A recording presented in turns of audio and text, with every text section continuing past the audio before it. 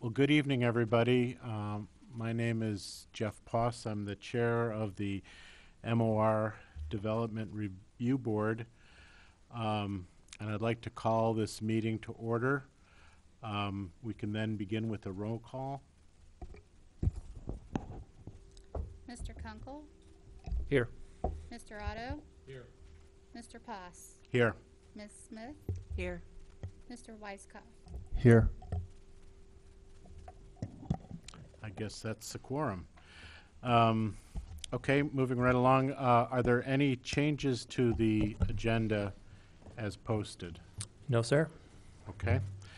The first order of business is to approve the minutes of our last meeting, which was January 15th, 2015.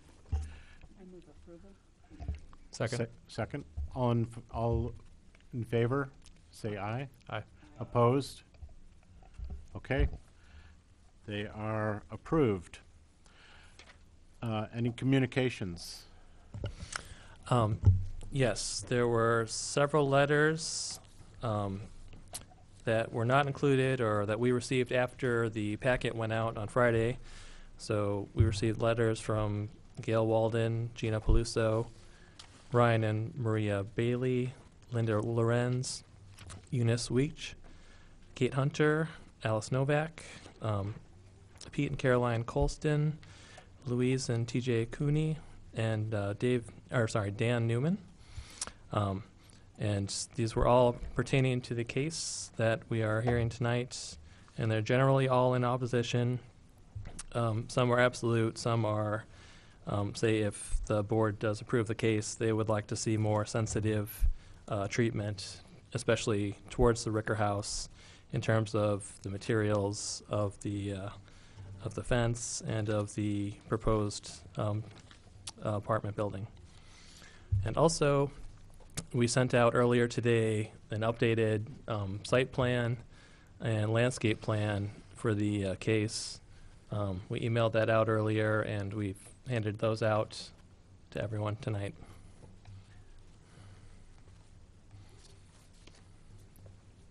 Okay, that's it for communications? Yes, sir. Okay. I don't believe we have any continued public hearings. Any old business? Nope. Well, under the title of old business, I just wanted to bring up the fact that at our last meeting we had talked about the possible consolidation of some of these committees, and I was just wondering if you could give us an update if that's appropriate at this time. Sure. I was going to mention that during staff report, but I can just briefly mention now. So the city is staff is working on the best way to approach your proposed consolidation. We're looking at the ordinance, and we're also considering a new design district for downtown.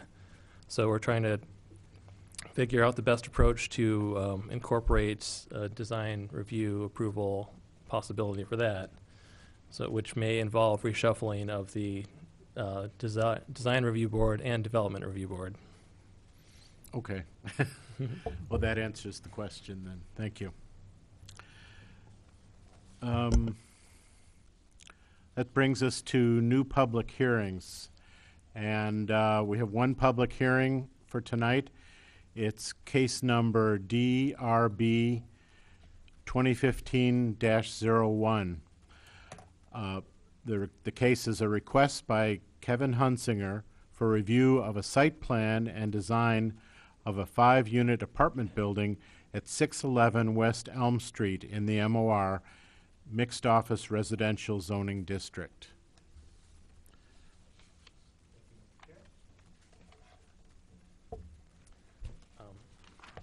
As you mentioned, this is a case or a request for site plan review and design approval of a proposed apartment building in the MOR district. It's a corner lot located at 611 West Elm. Let me pull up a quick map here. Here's a location map showing the location of the proposed developments. It's on the southeast corner of Elm and Kohler in the West Urbana neighborhood. The proposed 5-unit apartment would replace an existing single-family rental house. The current house has 6 bedrooms, but because it's a single family, only 4 residents or non-related residents are allowed to live in it. And the zoning ordinance permits apartment uses in the MOR district by right, but any new development requires design guideline review and approval from the MOR Development Review Board. I mentioned there was a new site plan submitted today by the applicant, and they've changed a few things from what was presented in the staff memo. There are now no requested variances. They've reduced the encroachment into the side yard, and they will be moving one of the parking spaces off-site. So there would be no need for variances with the submitted site plan. Little background, in 2004 the city revised the MOR district. The intent is to encourage a mixture of residential and office and small-scale business land uses that are limited in scale and intensity and designed and constructed to be compatible with existing structures in the district.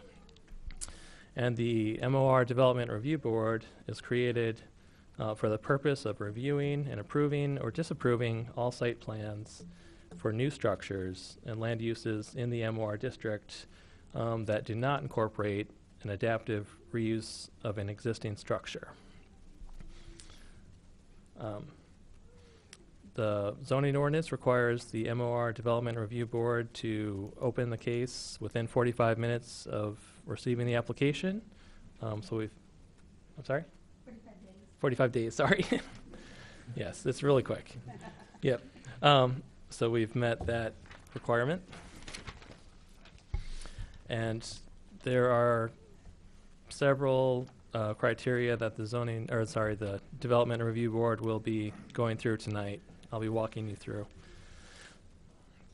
Per the zoning ordinance, the Development Review Board has the following objectives when reviewing site plan proposals: encourage compatibility by minimizing impacts between proposed land uses and surrounding areas, encouraging design of new construction to be compatible with the neighborhood's visual and aesthetic character through the use of design guidelines, and determining if the proposed development meets the intent of the district. So with that, let me pull up the site plan and do a brief introduction. In this plan shown, north is to the left, and Kohler is a north-south street. Along the bottom here, Elm is the east-west street. So the site plan shows a new building of about, trying to look up the size. Actually, well, I'll get to the size in a minute. So it's a new building here. It's a corner lot, and it's oriented to both frontages, Elm Street to the north and Kohler to the south. There's a covered entrance here on the north with the sidewalk. There's a larger entrance on the west side, covered entrance with a new sidewalk. It would connect to a new public sidewalk on the street. This is one of the few streets in Urbana that does not have a sidewalk, so a new sidewalk would be required to be installed by the city engineer. They would take access from Kohler, south of the house or the apartment building. The primary frontage, based on the neighborhood layout, is along Elm Street. So the primary frontage faces north, and the parking is required to be behind the house or the building. So behind, in this case, is on the south. It's a little confusing when there are two frontages, what's behind and what's not. So there would be a new parking lot that would have 4 spaces, one of which is handicap accessible. There are some street trees and a tree shown remaining, and we'll go through these things in detail shortly here. Bicycle racks on the east side. Refuse and utilities all are on the south side of the building, and they would be screened. They'd be screened by wing walls and by a screening fence, which is kind of the square dots along the perimeter of the parking area.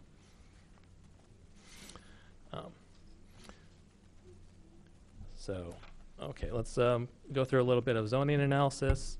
In addition to the design guidelines, we review for the zoning ordinance requirements, which are development guidelines are found in Article 6 of the zoning ordinance. So looking at things like lot size, which this is an existing lot, so lot size and lot width are not at issue. Floor area, maximum floor area at for the MOR district is 0.7.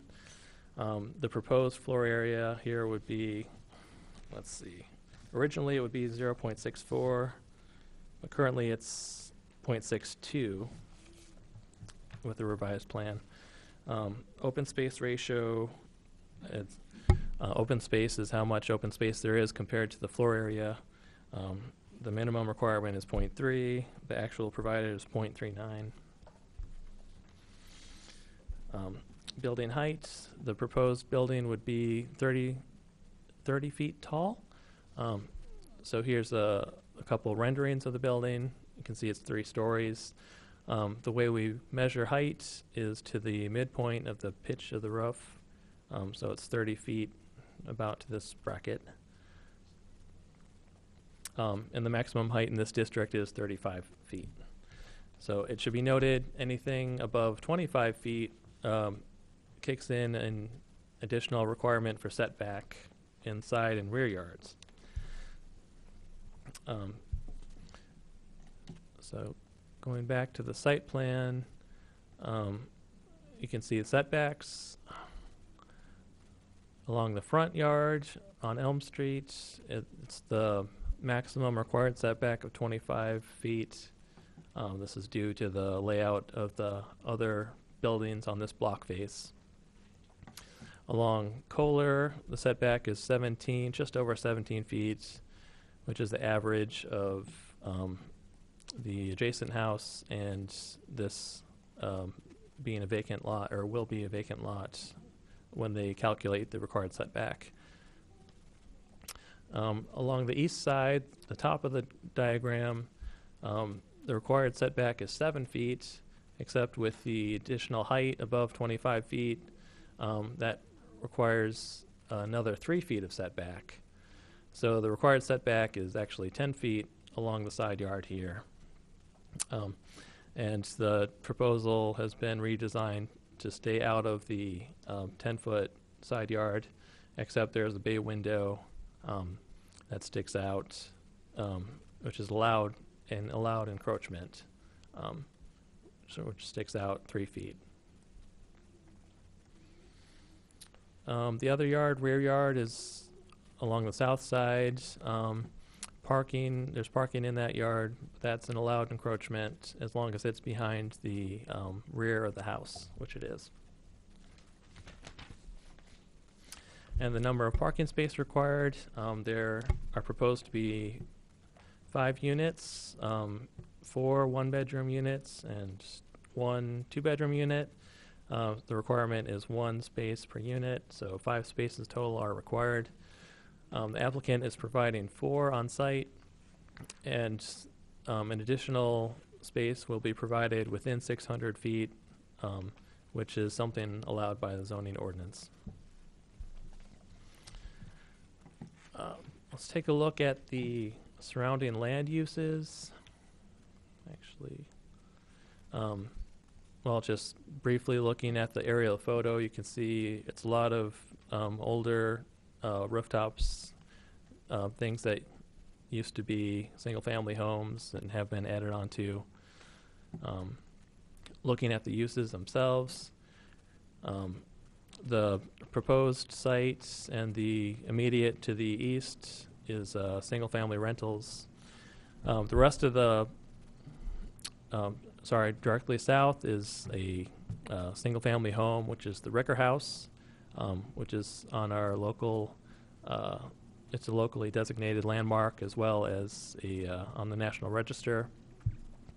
But aside from these single-family homes, the rest of the block is taken up by church uses. There's a church along Green Street. There's a daycare or nursery, school. Further down the block, there's a parking lot. And there's the house, which is converted into a thrift shop here. And I'll be going through lot by lot with what those look like in a minute here. The surrounding uses and zoning, you can see this is kind of the edge of the MOR district along Elm Street. Everything to the west is zoned R5 and has larger apartment buildings. So this is kind of a transitional lot between the larger apartments to the west and the MOR district to the east. There's a single-family residence across the street, apartments and rooming houses on the rest of Elm, all the way down to Buena Vista Court, which is a different zone.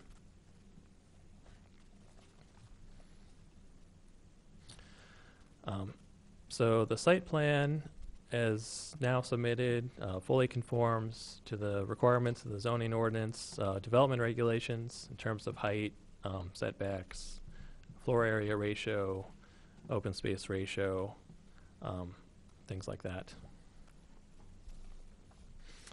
So now we go into the site plan review criteria, which is the first set of criteria that we're going to look at for the board tonight. The first criteria is compatibility with the surrounding neighborhood. The MOR is intended to encourage a mixture of residential and office uses. That should be designed and constructed to be compatible with the existing structures. It's intended to encourage adaptive reuse, but also new construction shall be designed and constructed in a manner that's consistent with the character of the district. And the development regulations for the MOR are intended to protect residential uses by limiting the scale and intensity of the uses in buildings. And the way the zoning ordinance is set up, it does a couple things. It encourages reuse of existing structures by providing density bonuses if you're going to reuse an existing structure. But for new construction, there's the design guidelines. And it really limits the scale of development by one key mechanism, which is floor area ratio. Basically, if you try to consolidate lots in the MOR district, you can consolidate up to 8,500 square feet. Anything beyond that, you cannot have that additional floor area. So that's really how the zoning ordinance kind of makes sure that new development is in smaller scale and not many lots consolidated together.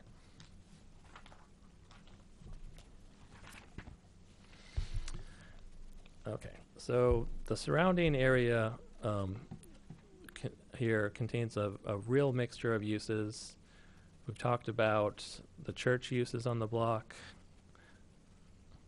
Let me see. Let me just quickly review the facades along the block. This lower right-hand corner is the subject site. It's a single-family home, 2 stories. The lower left-hand corner is another single-family home, which is directly east. Going up to the upper right corner, we see a larger building, which was at one time a single-family home, but it's now used as the thrift store for the church, and that's 2.5 stories. Continuing to the east, this upper left corner, the next lot is a parking lot, and you can see the church poking through. That's the church faces on Green Street. Continuing east, the next 2 lots are the nursery school, which are kind of like a 80s type school, square box.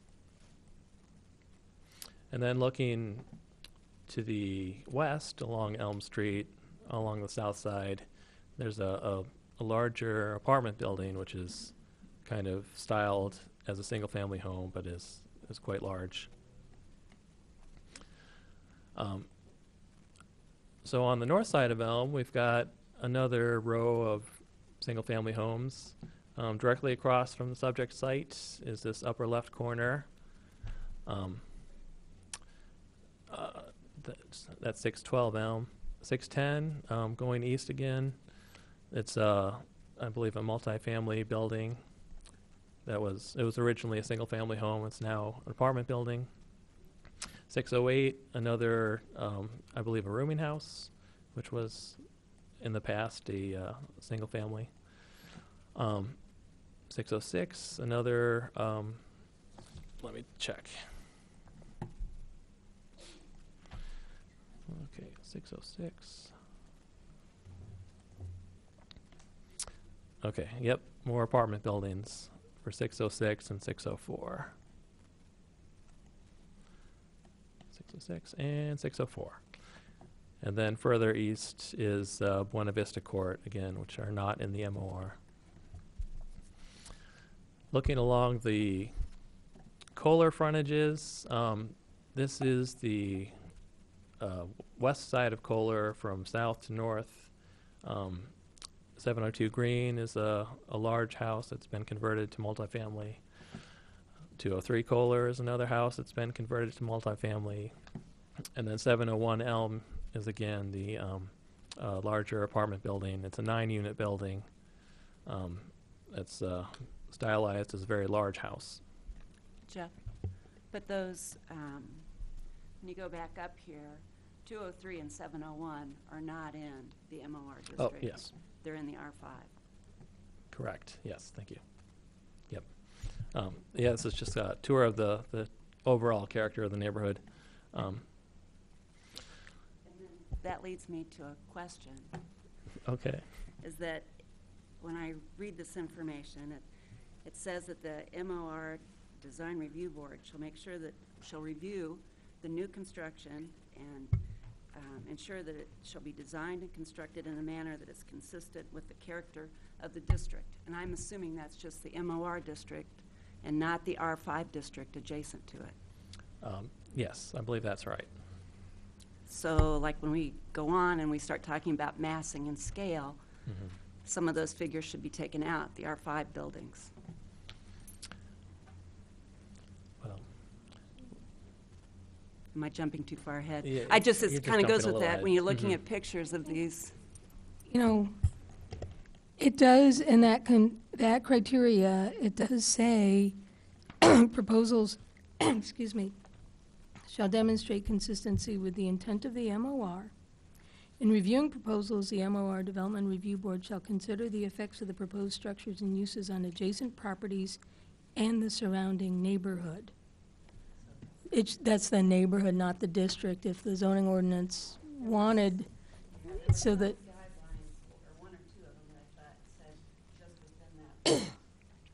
some of them will be just on the block. When you drill into the guidelines, it'll be talking about the facade zones and just the block.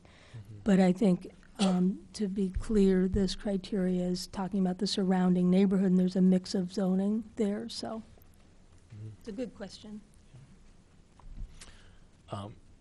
So the actual block face with the subject property,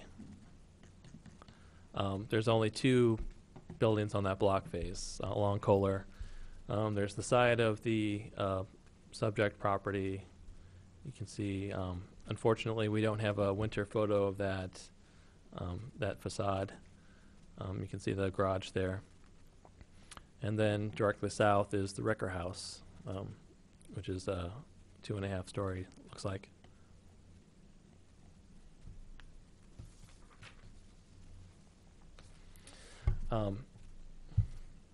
So we're going to delve into the scale and massing in a little more detail later, but in general, we'd note that the proposed scale kind of presents a transition from the larger apartment buildings to the west down to the single-family homes to the east.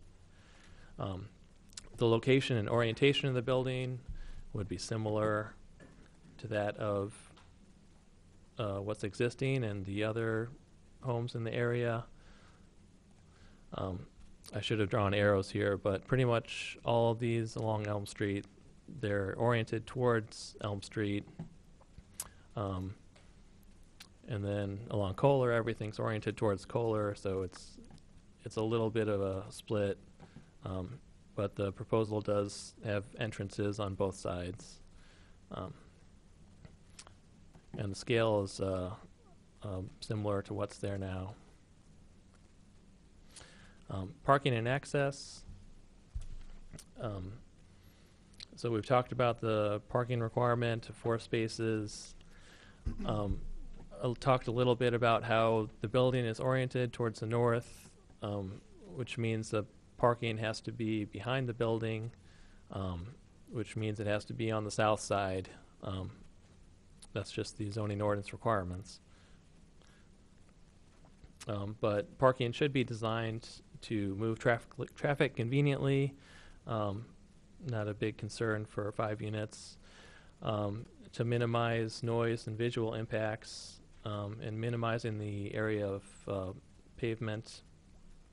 And parking areas shall be screened from adjacent residential uses.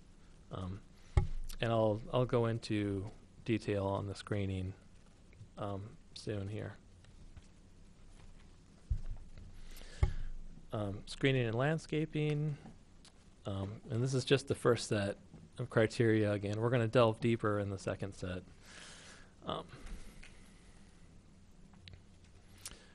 So in the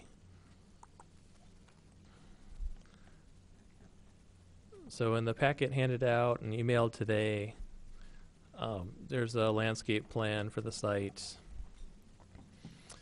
It shows the existing sidewalk.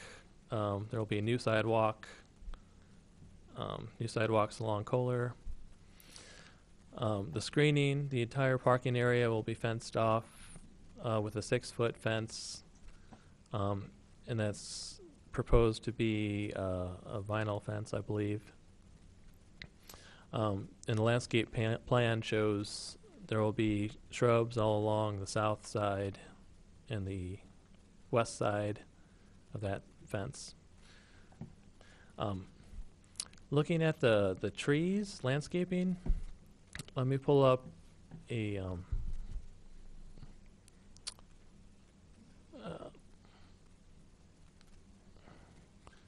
okay, I'm going to look for the existing conditions here. Excuse me, Jeff. Yep. I have a question. On the key, it indicates what a grass around the perimeter Okay. rather than shrub. Is this our understanding that it's? And I assume that would be like a tall grass. Like Yes. Let me pull that up for you. Here is. Okay. Here are photos of the materials and species. So this would be a tall grass. I guess, yeah, that would not be a shrub, it would be a grass. The boxwood is a smaller shrub. Another shrub here. Here's kind of a sample of the fence. And to get back to trees, there will be 2 new trees added to the site.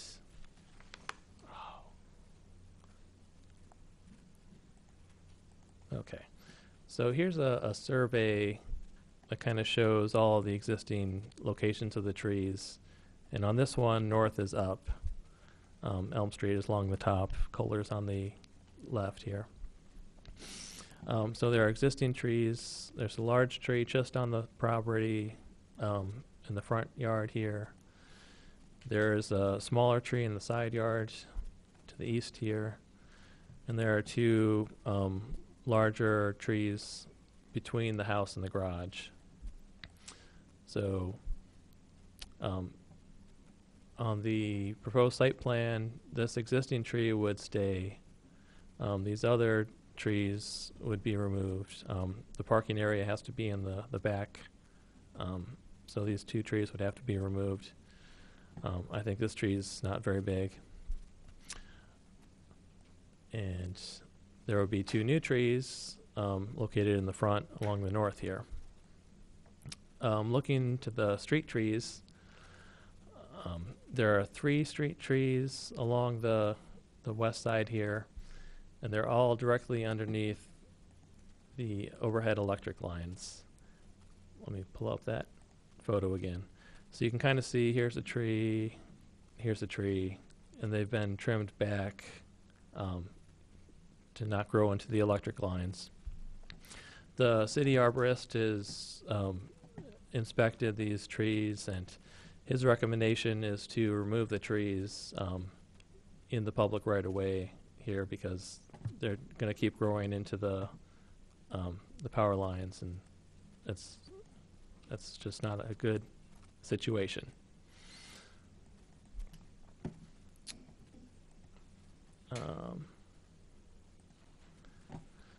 Okay, so the new trees along the north here and here, existing tree here. I'm not sure how long these street trees will be able to remain. That's up to the city arborist, really. Jeff? Yep. So the city is going to make them put in a sidewalk to the north, or to the south of the driveway, even though it goes to nowhere? That's correct, yeah. It's really, the development ordinance kind of requires installation of the public sidewalk whenever a major development happens. I don't know if it's classified as a major development, but that's the best practice. If we're going to have a complete network, and there is certainly a lot of pedestrian traffic, but we have discontinuous sidewalks throughout the city, and I think that it would be good if the city would be able to, in their capital improvement program, fill those in from time to time. That tends not to happen. So even though there's really good pedestrian traffic and need for the sidewalk, when would it connect to Green Street, which I think is really where people would want to go? I don't know if that would, when that would occur, if that would be programmatic. So I think you could certainly make a recommendation about a terminus, but city engineer and community development really do like to see these networks expanded where possible. I didn't know if that maybe would save that tree for a little bit longer. Didn't have to put that. And that's a trade-off. I don't think that's something that we talked about, but something to consider. Yep. So the next criteria deals with site details, talks about there should be provisions including those for exterior trash, dumpsters, recycling, storage areas, loading areas, exterior lighting, and signage. The developer or the applicant is proposing wing walls and screening fence to keep the utility areas out of view of the public and the neighbors. There are no signs proposed for the site. In terms of lighting, the applicant has not gotten into that design yet, so the board may want to put conditions on lighting Mailboxes? I don't think those details are available yet. Also, so the final criteria, the front entrance must face the street, which the two front entrances do face the two streets.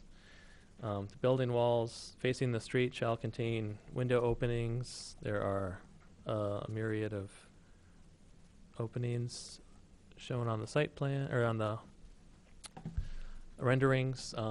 So this upper left corner is looking from the from the northwest down towards southeast. This is the Kohler frontage on the right. It's the Elm frontage on the left. So these are the two facades that are required to have windows. They do. Excuse me, Jeff. Sure. How do you determine which of the entrances, which face of the house is the front of the house for the parking requirement? Because it seems like the west Mhm. face has 4 entrances and the north face has 1 entrance.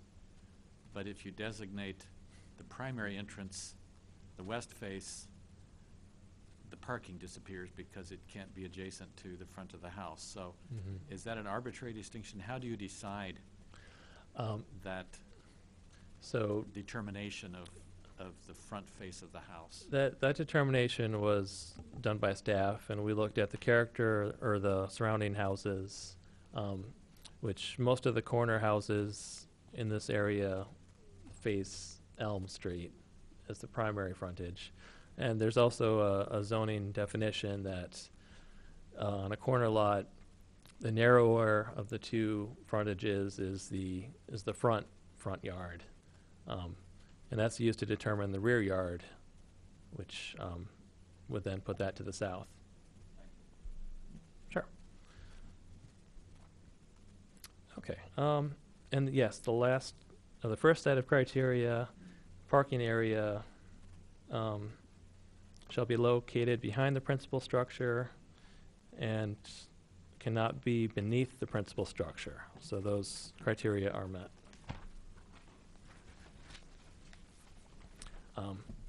So then we get into a little more detail with the design review guidelines, which I'll try to quickly step through. I apologize for all the back and forth. It's a complicated set of review criteria. Okay, so here are the review criteria. The first one is the facade zone. So that's basically just the area of the building facing the street. There are 2 facades on this proposal because of the corner lot. And so these would be the 2 facade zones, here to the left and here to the right. So strongly encouraged new building additions, that doesn't apply. Location of mechanical equipment is outside of the facade zone. That is met. Because the material or the mechanical equipment is all hidden by the wing wall outside of the facade zone. The next is building orientation and patterns. Again, Mr. Otto had the question about how do we determine which way it should be oriented. And it's difficult with corner lots. We requested that they add an entrance to the north to match the pattern along Elm Street. And just one unit would be accessed off of that. The rest of the units would be accessed off of the west side here. And the applicants stated the reason for that is to have less impact to the 2 single-family uses along Elm Street, which are adjacent. Okay. So the general orientation we talked about. New construction includes or new construction that incorporates common patterns and architectural characteristics found throughout the district, including porches, roof types, openings, etc. So to go back to the facades, let's go back to Elm Street. On the block face, we've got a gable, front gable next to it. We've got kind of a hip roof with a dormer after that. The next three lots really have different character, so we're trying not to emulate those.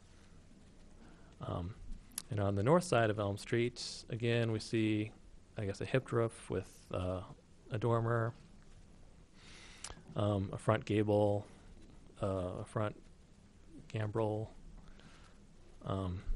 and here's another kind of gable. So we're seeing lots of gables, which are what's on the proposed development. Yep, so here would be to the north a gable and another gable to the west. Other architectural components, there's the entrances, which are, they appear to be porches for all intents and purposes. Let's see. They have handrails. They have columns with a brick base. These types of things. And use of architectural detailing and landscaping to blend in, which is kind of what we've been talking about.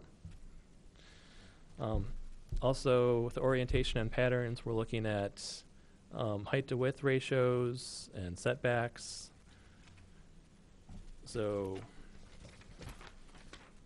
actually, no, that's massing and scale. Setbacks we are looking at, though. So the setbacks in the area, they're pretty deep, about 25 feet for the buildings along Elm Street here. So that would match. Not quite as deep along Kohler.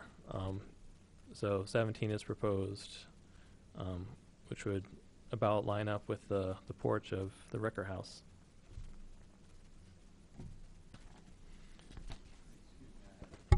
I have a question on the setbacks. Is the setback excludes open porches? So the setback is counted on the first enclosed plane of the house? Yes, correct. And so along Elm, all of those setbacks have been measured not to the front porch, but to the enclosed plane? Yeah. Thank you.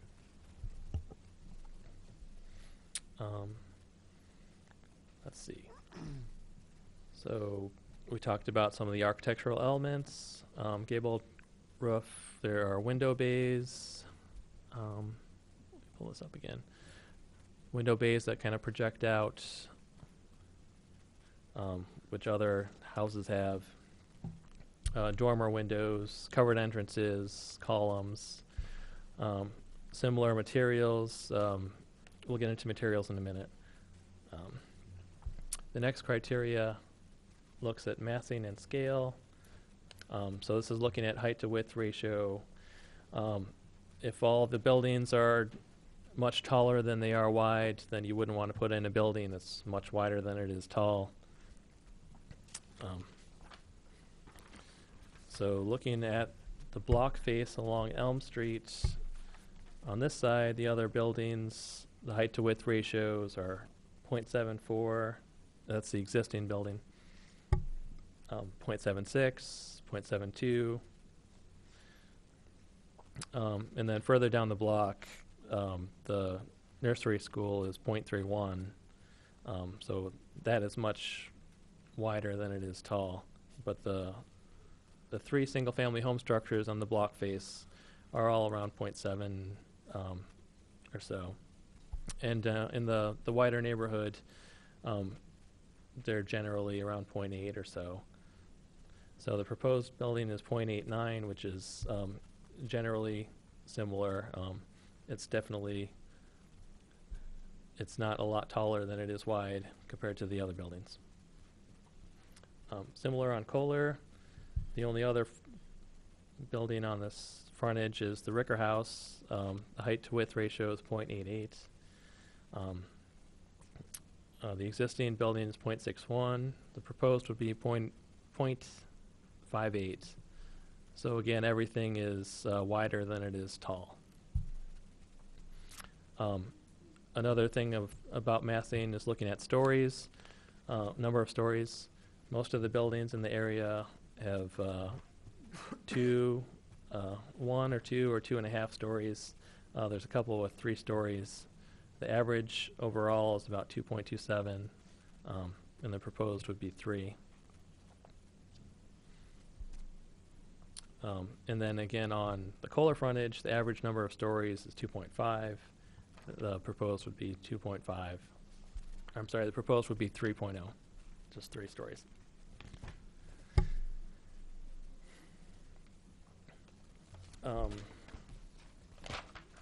The rest of these criteria, use of various decorative details and exterior materials to add interest, scale, and dimension to the building.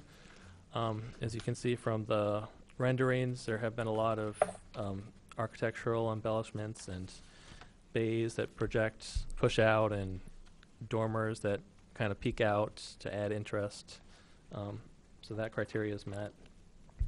A combination of roof lines with varying roof heights and pitches. You can see there are varying roof lines on the proposal. Mostly the gabled roofs, but there's also dormers popping out to add variation.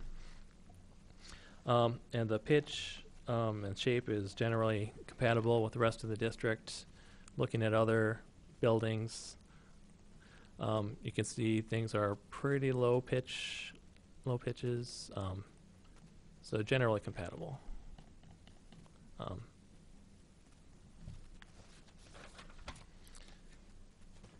Okay. So looking at the next criteria. Okay, that was facade zone. We talked about orientation and patterns, massing and scale. Openings. So this is really looking at windows, doors, just making sure there's no blank facades like is shown in the not recommended section. And we've covered that. There will be lots of openings. The openings are in proportion with the other buildings in the block. You can see kind of just similar proportion in terms of number of windows. There's bays. Most of the homes in the block are 2 bays facing Elm Street. The proposed would also be 2 bays wide.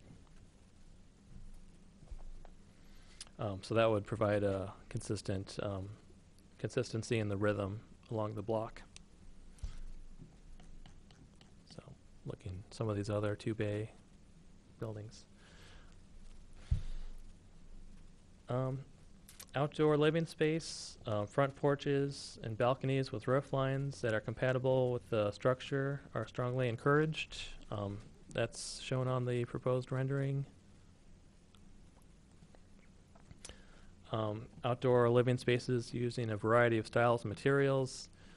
So these balconies and the porch-like structures would have columns with brick bases. They would have metal railings. Buildings on corner lots that have porches or stoops on both facades is strongly encouraged, and that's shown here. Proposed porches on new residential construction. So these covered entrances are similar to porches. They're not technically not officially porches because they're not raised. Let's see, and avoiding terrace-like patios in the facade zone. This patio looks more like a porch than a terrace. Excuse me, Jeff, could you just comment on that a bit? I think the common understanding of a porch is it's elevated, it's not on grade. So how did you determine that that was a porch and not a So terrace? Terraces, I think of as on grade. yeah, well, yeah, terrace is on grade, but porches have other elements like hand railings, or railings all around, columns, things like that. So this does exhibit more porch-like qualities than not. There's a picture of the terrace in the guidelines. It's Oh, like sure. a patio, just a blank piece of Yeah, let me- concrete. Right here, upper left. Yep. Okay. So you can see this is kind of the terrace-like, the recessed, no railings. That's what we're trying to avoid. So is the red railings on the right, convert that into a porch in the photo on the right where your cursor is now? Does that? No, I wouldn't say that converts it to a porch, but that's kind of a more modern style railing, which is discouraged. What's provided is traditional style railing. This kind of looks like a cattle fence. I mean, I'm trying to understand. Sure. I mean, what is a porch and what's a terrace? And a terrace doesn't have railings, but Mm-hmm. the aesthetics aside, I mean, I'm just trying to get clear. Thanks. Okay, sure. All right. So now we get to materials. So what's encouraged in MOR are durable, long-lasting, good-looking materials, things that look like wood clapboard or other wood siding, things that are brick. Not vinyl siding. So basically durable materials that mimic the look of the district. So looking at the other facades in the district, they're mostly wood, the long boards, the horizontal boards. There's trim elements that stick out. There's pretty much all of these buildings have brick foundations, and those qualities are all mimicked in the proposed building. You can see the ground story here is brick to kind of mimic the brick foundation. The upper stories would have hardy board, which appears similar to a wood, but it's more durable, longer lasting, easier to take care of as well. And there's trim elements in a contrasting color that kind of pop out.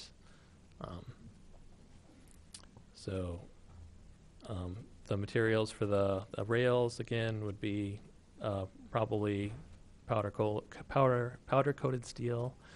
The roof would be okay. So the roof would be architectural grade laminated fiberglass shingle. It's kind of difficult to see here, but it basically looks like a shingle, which is similar to the rest of the homes.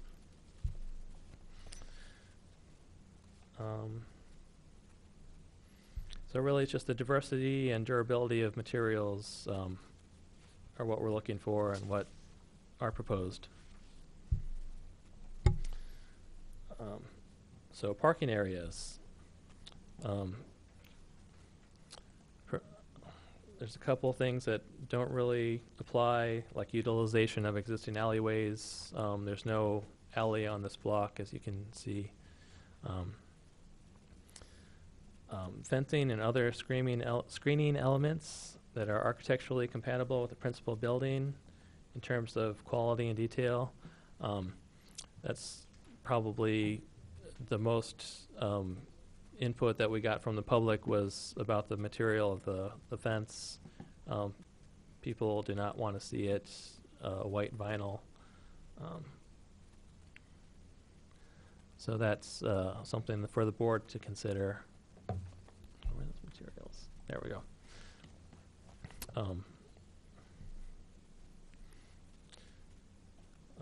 Screening to reduce visual impact. The fence would be 6 feet.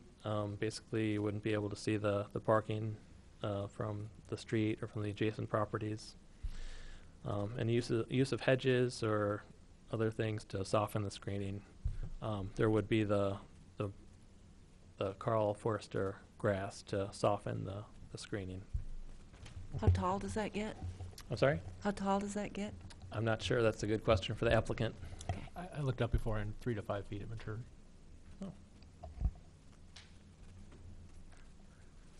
Yep.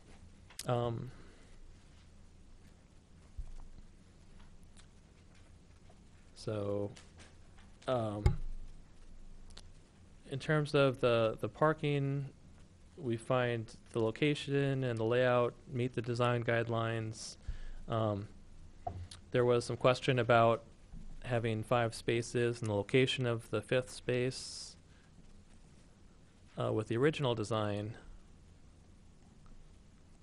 originally there was going to be a parking space here, which is technically not behind the building.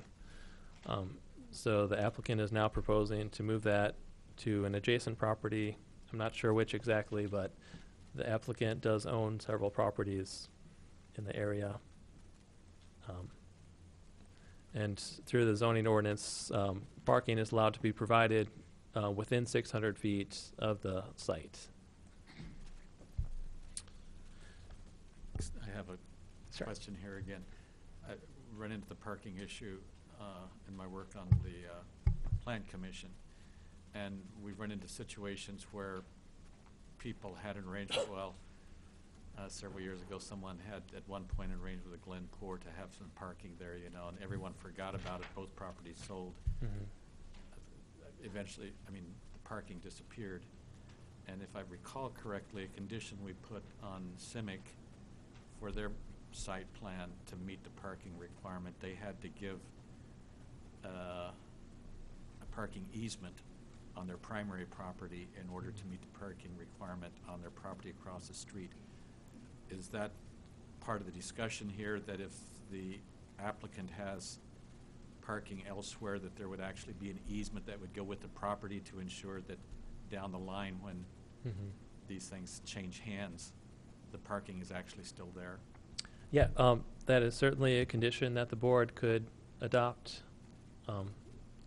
They could condition approval upon something similar to that. But I'm not sure if they have the exact location now, so we might have to build in a little bit of flexibility in terms of where it's going to be.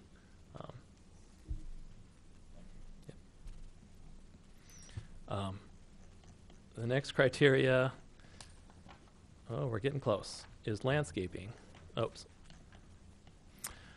So we've talked about the landscaping a bit, retaining this large tree in the front on the private property, adding 2 trees along the front on Elm Street. Basically, they've proposed a variety of tall grasses and shrubs to soften the impact of the property. And let me pull up these again. So again, the new trees would be a dogwood, the grass, the boxwood, and the vigla. I'm not sure how to pronounce it. Vigela. So those would be the proposed landscaping elements on the plan. And the Development and Review Board may wish to make a condition in terms of trees or things like that. Again. But here's what's proposed. And the final criteria and the DRB guidelines has to do with commercial site design, which does not apply to this property. So those are the criteria. Another note is Section 12.3.f.11 of the zoning ordinance provides the Historic Preservation Commission the opportunity to review and comment on any rezonings, special uses, or other zoning approvals, including MOR, DRB approval, if that is adjacent to a local landmark. So when we got this site plan, we sent it to the Historic Preservation Commission. Unfortunately, they were unable to meet due to scheduling conflicts, but we did get individual responses from all of the commissioners, and those were attached. We had a first set that were attached to the memo and posted on the web. Subsequent to that, we had additional comments from Chair Novak. So most of the original comments had to do with things like a lack of landscaping, which actually the plans that were sent out to the HPC did not show the landscaping. But the members of HPC wanted to see more landscaping along the southern border, a higher quality fence perhaps. The subsequent comments from the chair and from Ms. Peluso were a little more critical of the plan. They're really worried about the impact on the Ricker House, which is directly south. Let me pull up this again. So here's the Ricker House, and you can just barely see the driveway to the Ricker House here. Right past the driveway, there's a line of like overgrown shrubs, and those are all on the subject property. So those would be removed with the adoption of this site plan. So really just making sure that the adjacent property is not is more in harmony with the Ricker House in terms of materials and screening. Those were the main comments, and also just a general concern about loss of our urban fabric is something that HPC had mentioned, but that's really beyond the scope of this approval. I would like to clarify my comment, like our phone conversation. Sure. The existing garage is in a deteriorated condition, and it has very little architectural significance. The existing house does, the form of the house is still intact, and there's still a lot of historical architectural details remaining for that Dutch colonial style. But the house, the facade, the architectural facade on Elm Street has been impacted by the addition of the wooden stair up the side that's visible from Elm Street, and also either the enclosure of the porch or a new porch. The foundation of the porch is the brick is different than the original house, but if you look at the cornice work, it ties in with the cornice on the bay window. So I don't know if it's original or if it's an addition. It's probably an early addition. Yeah, Yep. but that form does impact the facade. So, yep, there's some basic integrity, but if you look up close, it's not in very good shape. I guess there's just a concern of, how can we encourage, these buildings to be reused? It's an overall concern of the neighborhood. How can we encourage people? Be a question for Yeah. the presenter. So with that, options tonight are the board may approve the application based on the findings incorporated in the memo or any other findings you may have.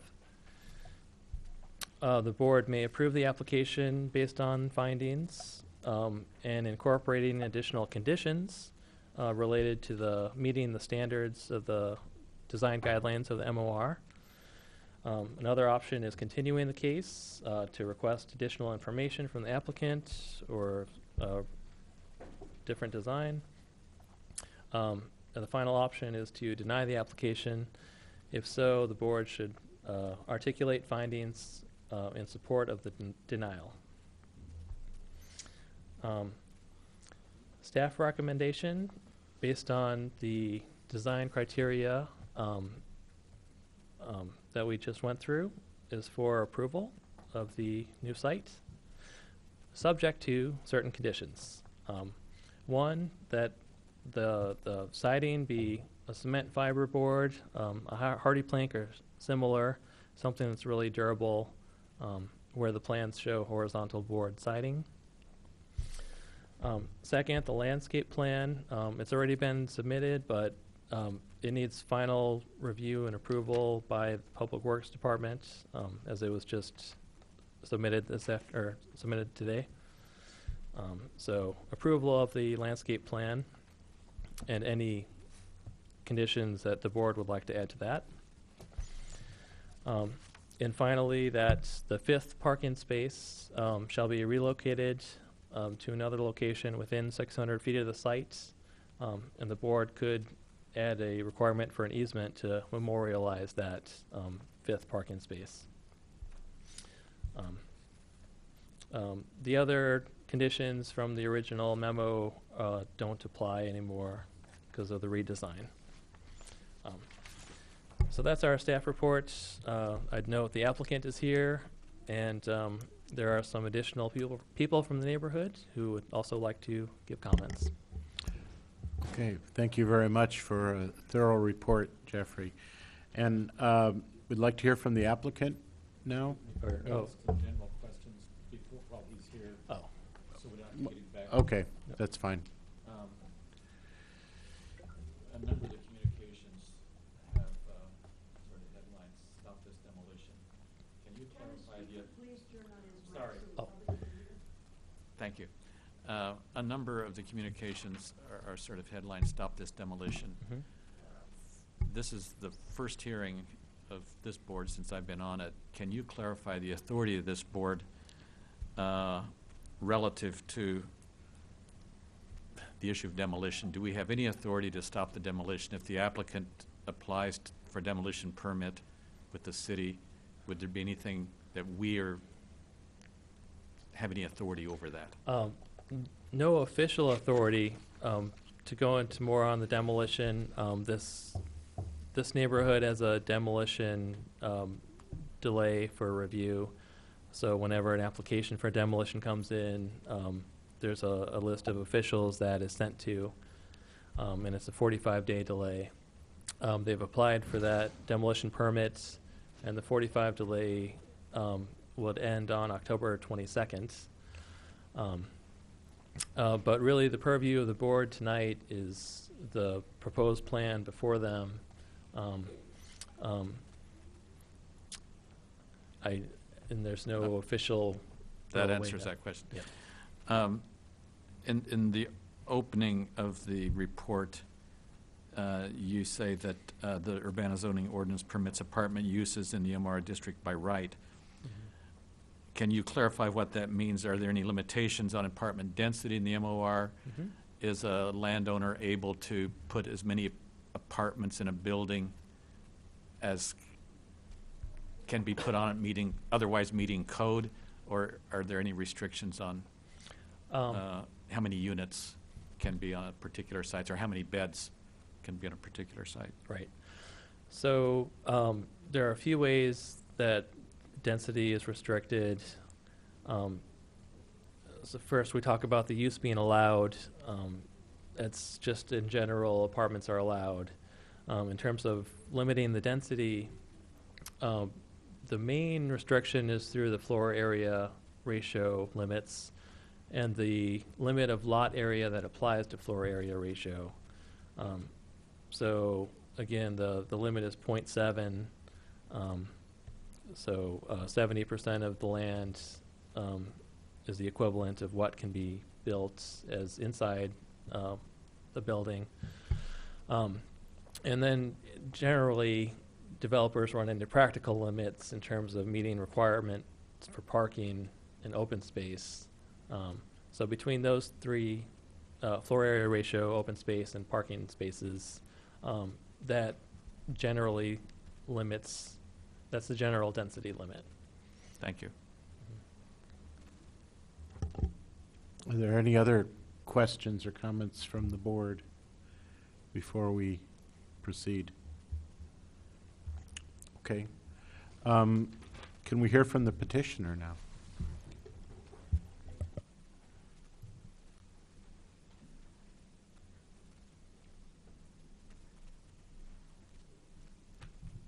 Do we have to state our name and address like we do in the Plan Commission? Okay. Andrew Fell, 1412 Rain Tree Woods, Urbana.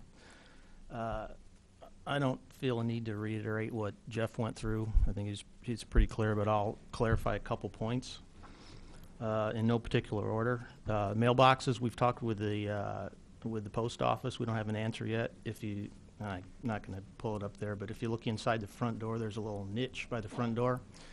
They haven't told us if they're willing to have a key box, but that's the intent. Is the mailboxes will go inside, but we have to get an answer from them. They are reluctant these days to deliver mail inside, so we're waiting for an answer from them.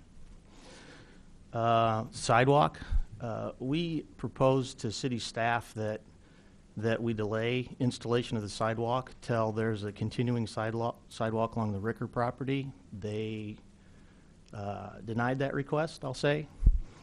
But if you look on the site plan, typically the sidewalk would go right adjacent to the property line, and we've moved it south because the tree that's on our lot is a pretty nice tree. We want to save that, and the tree that Kim that you talked about is the most expendable tree. It's not very nice. So we would probably have to confer with engineering about exactly where they want that sidewalk. Again, we'd prefer not to put it in until one goes along the Ricker property, which is not mandated until that property is redeveloped, which, quite frankly, we all know is never going to happen. So we have a sidewalk to nowhere, which to me doesn't make sense, but we're willing to put it in. The additional parking spot is going to go at 708 Elm Street, and that's on the north side of Elm, about 2 lots to the west, and that currently that's a 31 space parking lot that the developer owns.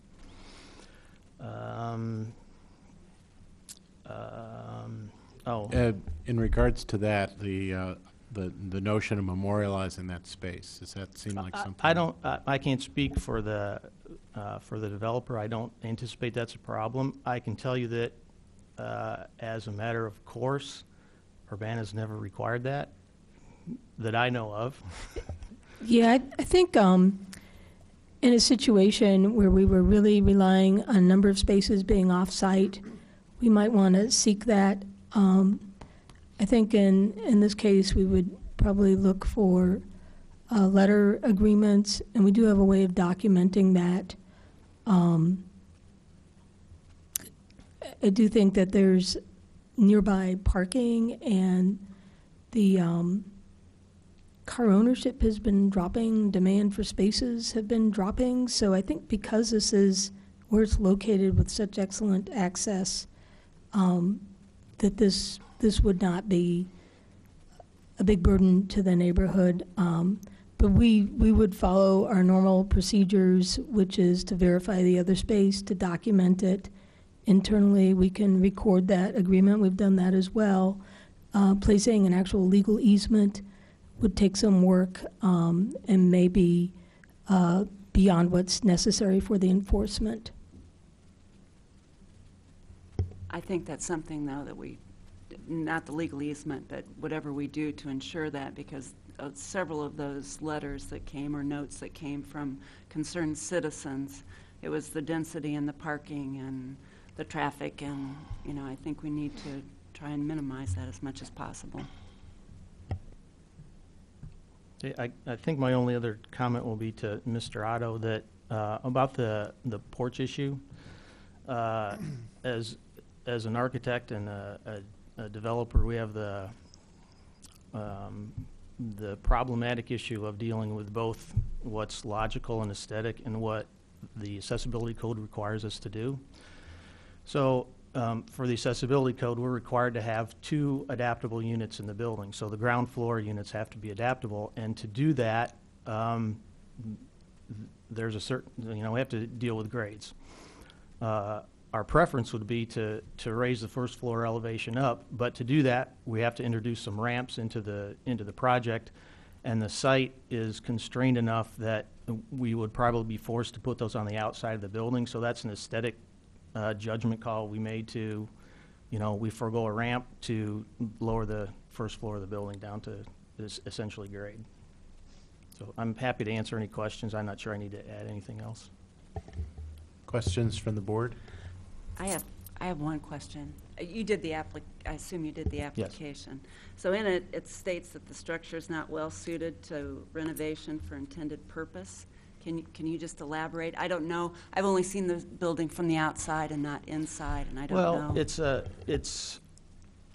Well, that's more of a matter of the existing use of the structure and the compatibility with building codes. I mean, it's a rental unit that is, I'll say, underutilized, and to remodel the building into more than one unit to introduce, fire barriers and, separations and all that kind of thing is just impractical. I mean, in a structure that old, it's just not feasible.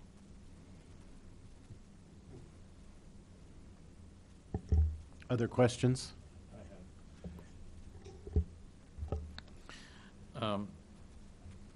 Are there clear pins marking the south and east property lines, particularly the south? Is the flourishing growth on that property line clearly on the applicant's property, or have you discussed that with the owner of the adjacent property? No. Is that undisputed that you can remove that without violating adjacent rights? Because all of this seems to be premised on taking that out and replacing it with a fence and some grass. So I mean, all I can really speak to is that we're certainly not going to remove anything that's not on the property, and I can't tell you offhand whose property all that vegetation sits on. I don't know. I believe in Jeff's presentation, he indicated that it was on the property that you're developing. Is that correct? Yeah. Yes. Looking at the survey that was submitted with the application, and going out there and looking at the location of light poles, it looks pretty clear that those that growth is on the subject property. thank you. If no one else has any questions, I have a couple site questions for you.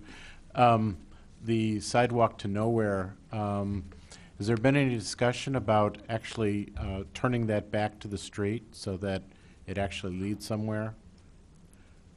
That seems to me to be an obvious solution. We didn't have that discussion with staff. I think that's. I mean, is that done anywhere mid-block? That might be an option. This is really, again, engineering best practice. I'm not sure I could find exactly in the code where it's required, but it is something that we've required for new development, sidewalks on both sides. But it may make sense from the pedestrian standpoint to, turn it into the street, but then they probably would want a mid-block crossing there, and that could be difficult. But there may be some sense to terminating it at the driveway at least, especially if there's some trees in the way. So we might be able to get some flexibility as far as that goes. I think leading it into the street would call for a mid-block crossing, and I don't think the engineer would recommend it at that location. My other question is, based on a lot of the input that we've had from various constituencies, one of the major concerns seems to be the impact on the Ricker property. You're addressing that edge with the image we saw was a 6-foot white vinyl fence, and 5-foot mature height grass. Can you talk a little bit about how those decisions came about, both the material for the fence, the color of the fence, and the choice of the vegetation material?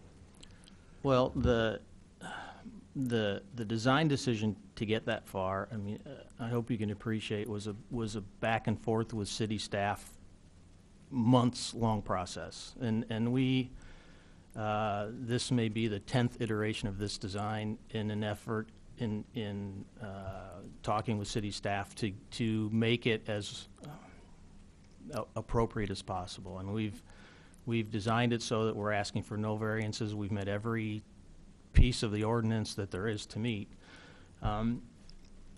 We went through several schemes of trying to get most of the parking on the east side of the building. The lot's narrow, that's hard to do. When city staff has the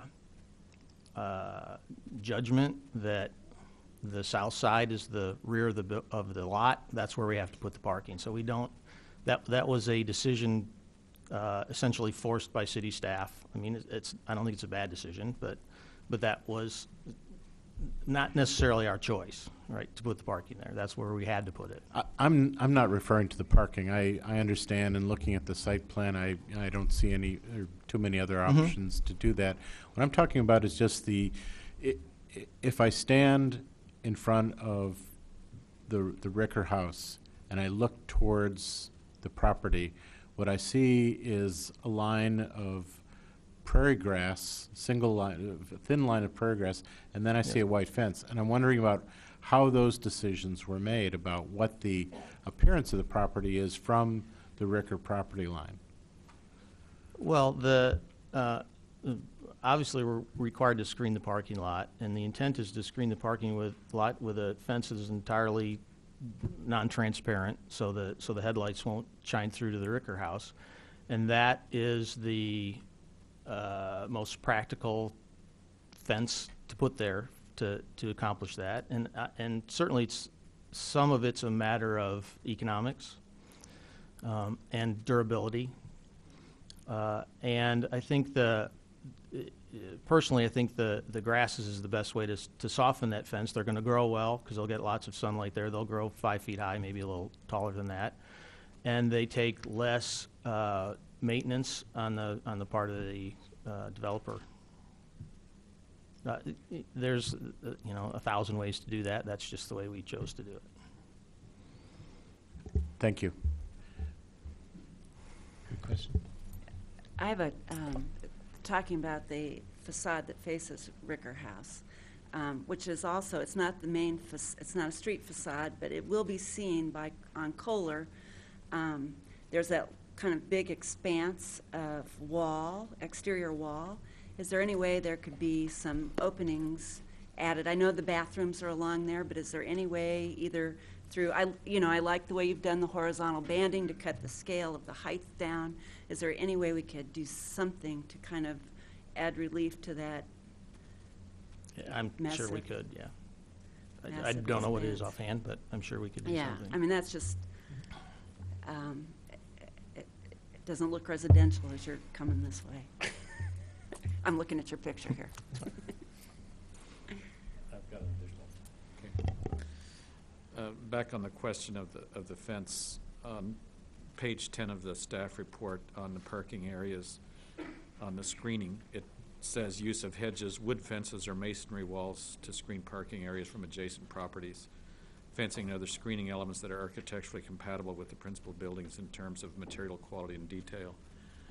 Since vinyl siding is specifically excluded in the MOR, using vinyl fencing, which is a lot of square foot of vinyl, did you consider at all going to masonry, which would also be, I know it's more expensive up front, but it's also very durable long term, and with some of the split block faces is aesthetically more Well, I would say interesting than vinyl. we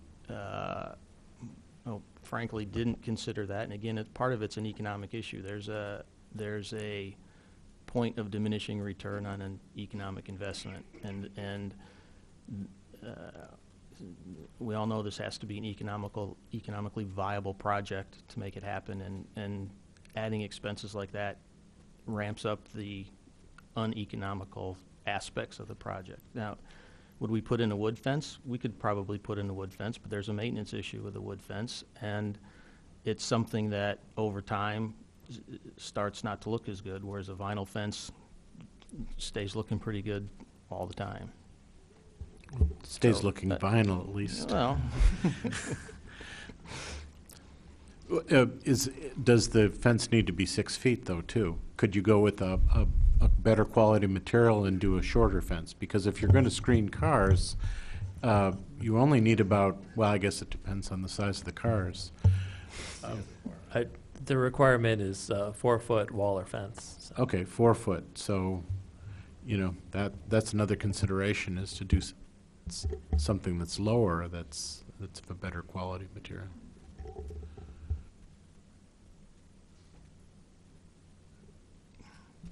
Any other comments?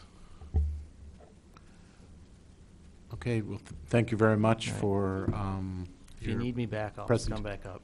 Okay. Thanks. Yes, don't go away. Let's see, are there any other proponents that would like to present?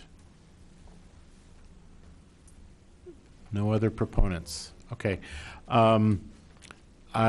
Do we have some opponents that would like to present evidence or ask questions for the petitioner? Okay, can I see a show of hands of who would like to present? 1, 2, 3, 4, 5, 6. Okay, I count 6 or 7. If you can, please make your comments succinct and as brief as possible. We'll make sure that you are able to say everything that you feel is important to this hearing, but also leaving enough space for people that are following you to present. So if you'd like to come up one at a time, tell us your name and your address, and tell us what you think.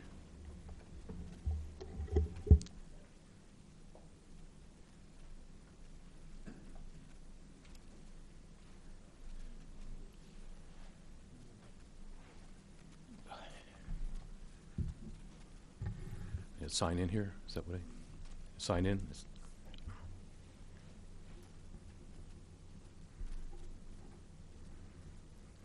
Okay, my name is Brian Adams. I live in 907 West Daniel Street in Champaign.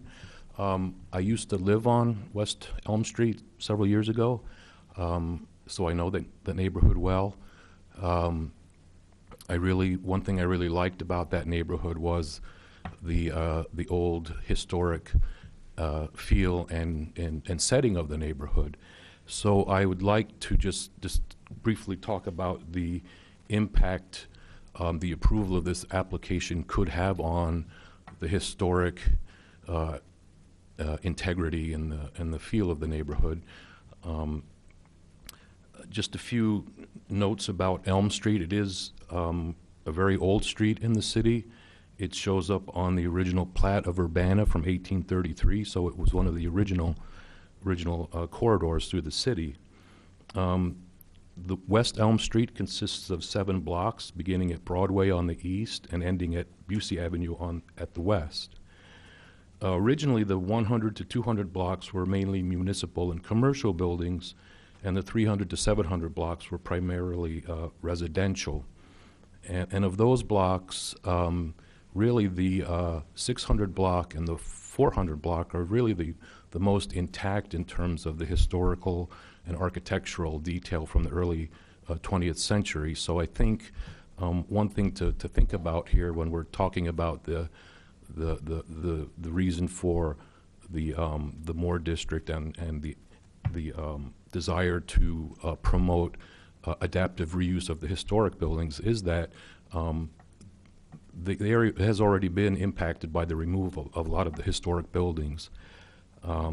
There are a lot of historically important buildings still there. The house about 2 houses to the east is a Royer house, the house that's the currently the church shop, the antique shop, or the thrift shop. That was designed by the architect Joseph Royer. Almost directly across the street from that, there's another Royer house, the Freeman House, the house with the big columns. So there are a lot of important historic houses that are still standing in the neighborhood. A lot of houses have been lost. At the corner of McCulloch and Elm, there's a very large apartment building. There was once a very beautiful house that was owned by one of the Buseys, which came down several years ago. I believe there was a fire or something. The street still retains a lot of structures dating from the 1860s through the 1920s, so you get a very good cross-section of architectural styles and different time periods represented. So again, I would just like to stress that by approving this application and going forward with the demolition of the house at the corner at 611 and replacing it with a modern building will really have a negative impact on the historic and architectural fabric of the neighborhood, and really goes against the one of the goals of the mixed office and residential district, the adaptive reuse of historic buildings. Thank you. Thank you.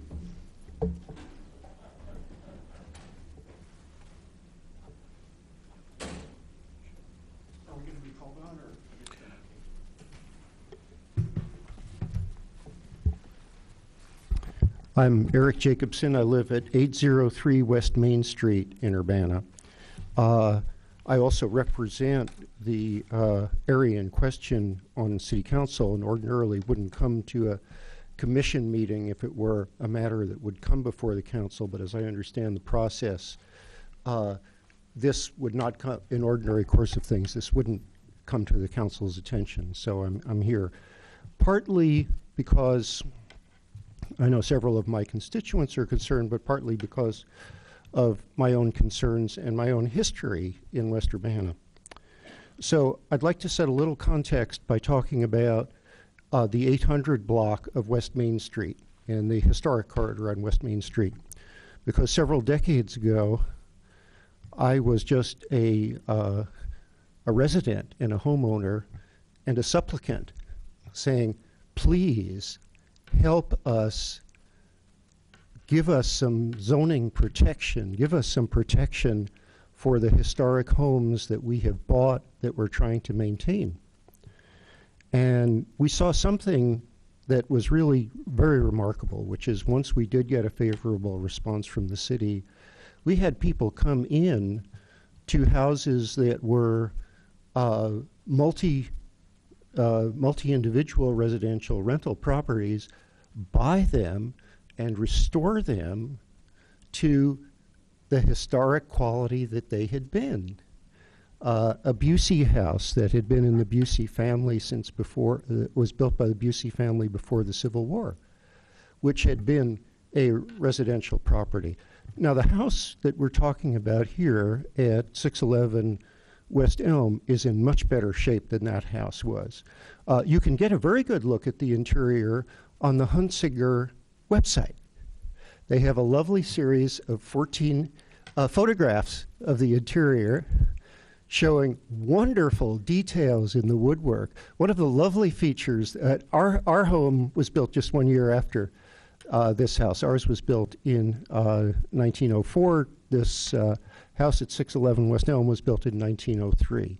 It, as has been previously alluded to by Ms. Smith, is an example of the Dutch colonial revival style and has the characteristic gambrelled roof and is a little bit degraded by subsequent addition, but it's still a very distinctive style that in many, many communities is designated as a style that's worthy of historic preservation. And indeed, it is a style that's mentioned on the Urbana website under historic preservation, although this particular property is not. There's one thing you can, there's no, I'm not going to argue that the proposed development is ugly, but it sure will change the character of that block in that corner. I can speak directly to the argument putting an apartment complex there being a transition between the larger apartment across the street and the single families, because where I live, I have a fairly large apartment. I live on the corner of Busey and Main, on the southwest corner. On the southeast corner of Busey and Main, across Busey, is a fairly large apartment building. Directly to the west of me is an owner-occupied single-family house, another very old house, a historic house. Now, if I told my neighbor in that house, Dan Folk, that I was going to sell my property for an apartment complex, but it was okay because it was a transition from the apartment complex across the street on Busey, well, Dan's not a violent person, so he wouldn't punch me in the face, but he'd be really, really upset. I appreciate Jeff's diligence, but that particular argument is not a good argument. I would really urge you to consider, I would really urge you, for one thing, to look at the woodwork inside the house that's available on the Hunsinger site that was designed to, rent out the property. It's absolutely gorgeous. And I would consider that if this house is demolished, it is a piece of architectural history, a distinctive piece of architectural history that will be gone forever, and it will change the character of that neighborhood quite distinctly. So, I do hope that you'll, take those considerations fully into account. Can I ask a question? Sure. So all of us, I think, we're new to the MOR, Design Review Board. My understanding is that we have to decide if it meets these criteria, and if either it does or it doesn't meet the criteria. What can we do as a community if we want to save these structures, these historic structures, especially in the MOR, to promote the adaptive reuse of these buildings? What can we do? What can the city council do? What can, I kind of feel like our hands are tied here. Yeah, so I think Libby wants to. Yeah, there's a long history, and there's a variety of tools. So this was an outgrowth of a lot of concern, of apartment rebuilding that was out of scale was one of the concerns. Along Green Street was a big driver, but Elm Street was also part of the MOR. There was, it came at a time when there were a variety of rezonings in the city as a result of the downtown to campus plan. So we're going back to the 1990s. So the MOR district came out of that downtown to campus plan. That downtown to campus plan downzoned a lot of properties that were in single-family use for the most part, but zoned multifamily. It created also a zone of B3U, which you see mostly on the west side of Lincoln. So it attempted to stabilize. The MOR was crafted to really promote some office reuse of the older homes and to limit the rebuilding to that FAR that Jeff talked about, and to limit the lot consolidation. So when you go down Green Street, you can see that the newer apartments are smaller and they have a big house kind of look, better detail. The older apartment buildings are much bigger and they lack the detail. So that's one tool that the city's provided in recent years. Another tool is all of our historic preservation protections. Main Street became a district. The beauty of a district is it can include properties such as this one that might not in itself be a landmark but could contribute to an overall district. And for Main Street, it took a couple different efforts, and the vision of Main Street, pretty much from downtown to Lincoln as a historic district did not have the necessary support of the property owners. There's like a minimum 25% to get started. But the neighborhood tried again and got a smaller part of Main Street designated. There were challenges. The downtown to campus plan was challenged, went to the Supreme Court. in Illinois. The designation of Main Street was challenged, and we were able to settle that ultimately before it went to the circuit court. Another thing the city's done is introduce this demolition delay in more recent years, and that gives people a chance to learn about a proposed demolition, maybe to study the property.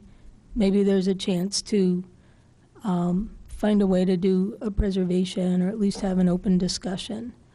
To go beyond that, we get into the area of property rights, which were tested here in this sort of this bundle of things that we've provided. We continue to go back and try to improve our zoning districts, try to clarify, improve. Used to be the MOR was a staff review board with some outside expertise, and now it's more of a citizen review board. We've added different membership. We prepared the guidelines. We didn't used to have that whole book of guidelines. So we've done lots of different things. On Elm Street, there was an effort to do a district, and it did not meet that minimum owner support to get the district going there. That was done not too long ago, maybe 4 years ago or so. So it's a bundle of things the city does creatively, but at the same time, there are property rights that attain to these properties. So that's the difficulty. I mean, you might feel constrained because you're looking at the site plan, you've got these guidelines, you've got the zoning ordinance. So the guidelines are guidelines, there should be some choices there. The zoning ordinance is an ordinance, that's why we got kind of stuck where the parking is and that type of thing. But one thing the board can do is improve a project and take its time to make sure that you listen to the concerns of the neighbors and deliberate and hopefully improve a project. So that's something that we would definitely look for from the board. So I don't know if that helps. These are larger concerns that have been brought up, very good concerns. I don't think there's easy resolutions. So, if I could just add one thing, it seems to me that there is, for better or worse, because it puts a kind of a burden on you all, there are different considerations, but you're not told how much to weight them. So you are told to promote reuse of architecturally or historically significant properties. But how much should you weight that? You're told to minimize the impact of, change in the character of the neighborhood. But you're not really told how much to do that. So at the end of the day, you're really being charged with you're almost being charged with being wise, actually, with doing some hard choices. The only thing I would leave you with is that you have one choice that's irreversible, which is to tear that down. You have other choices that, all future options are open. Thank you very much.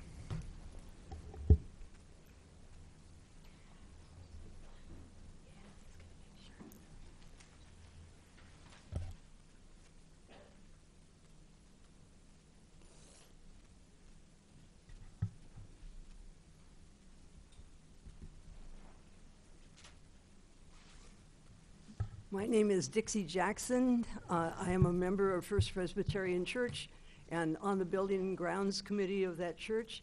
I am also one of the volunteer managers of the thrift shop that the church operates at 607 West Elm. We very much value our location there on Elm Street in the Rohrer House. The thrift shop has been a very good operation. All of us are volunteers. One half of the money we take in maintains the old house. The other half goes to local social service agencies in Champaign-Urbana. For example, this summer we supported the Learman Gardens, neighborhood gardens. We gave money to send kids up to the museums in Chicago through the Don Moyer's Boys and Girls Clubs. Those are the kinds of things we do. We value that location. Our neighbors up and down the street are some of our best customers. and we don't want to antagonize them. And this is part of my concern about this construction. We have parking lots, and they're very attractive to people who don't have ready parking. Our lots are necessary to us. We have 2 spaces in that lot on the east side of 607 that are specifically donated for, or designated for the thrift shop.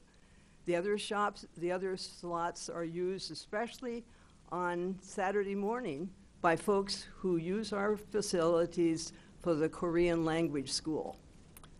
And so when people from the neighborhood park in our 2 spots, we're in trouble when I get over there at 9 o'clock on Saturday morning. It's not much fun to call Tatman's to have a car pulled out, and it doesn't build good relations with the rest of the neighborhood.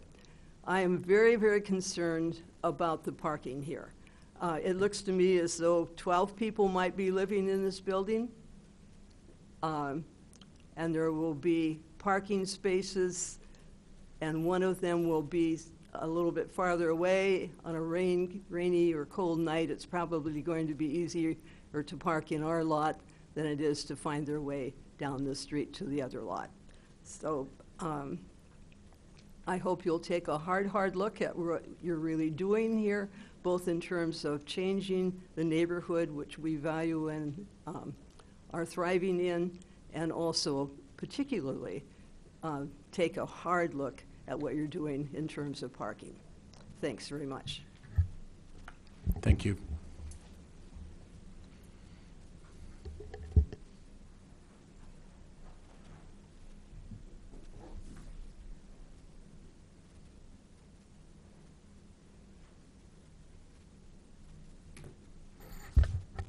I'm Carolyn Baxley from 510 West Main Street.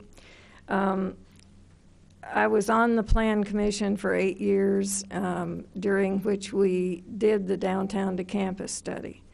So our Plan Commission actually drafted this district, the MOR district. And one thing that has saddened me through the years is, and particularly tonight, is that the main intent, the primary intent of this district, and this was unanimous across Democrats and Republicans who were serving on the Plan Commission at the time, the intent was to maintain the look of Green Street and Elm Street, to absolutely prevent encroachment of large apartment buildings into this area.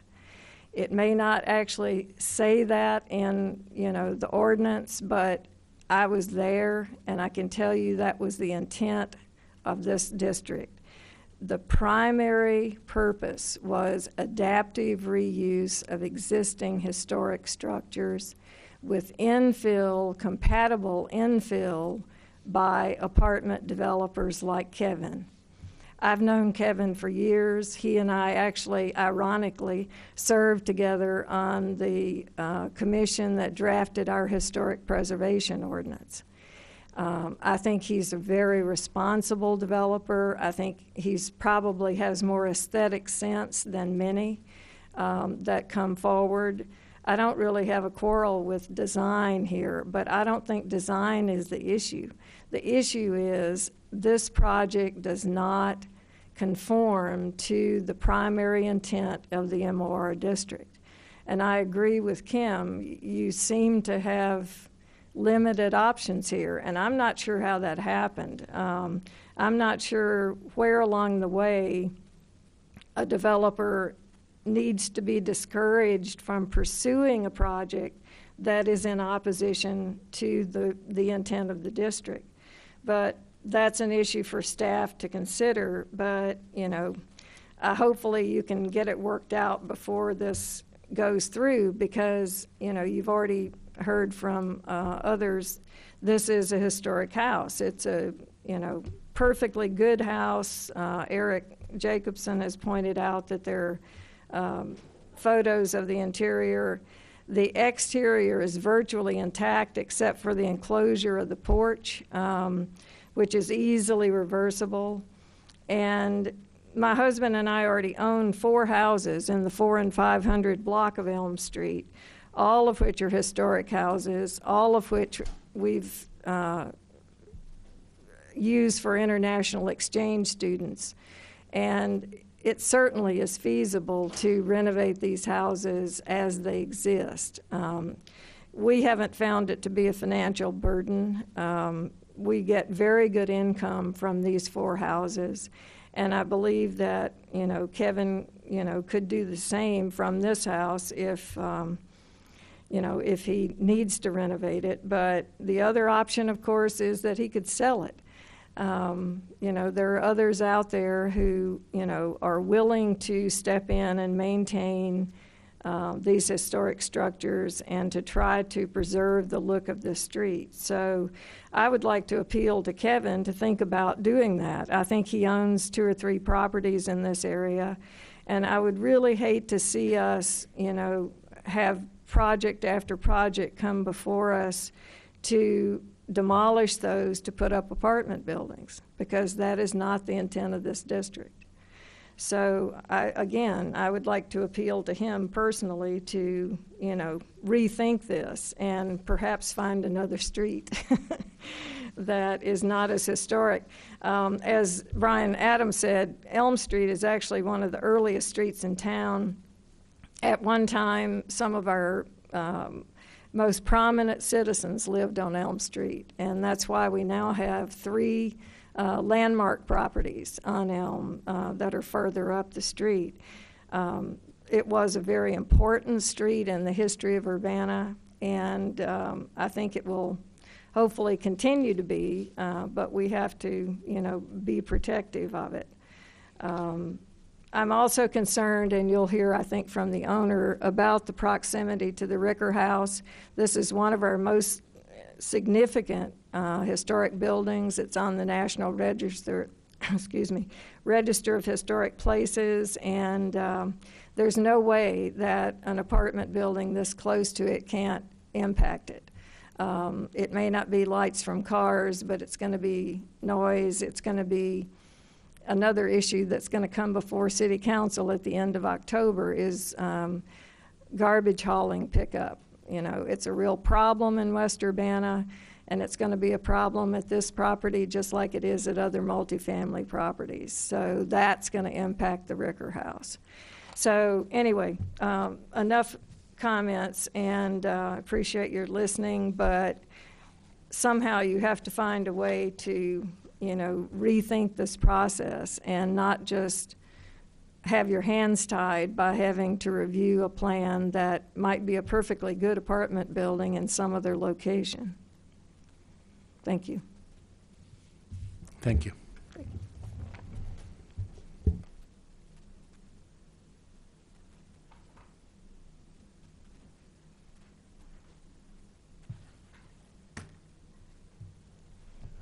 I'm Dan Newman. I live at 612 West Green.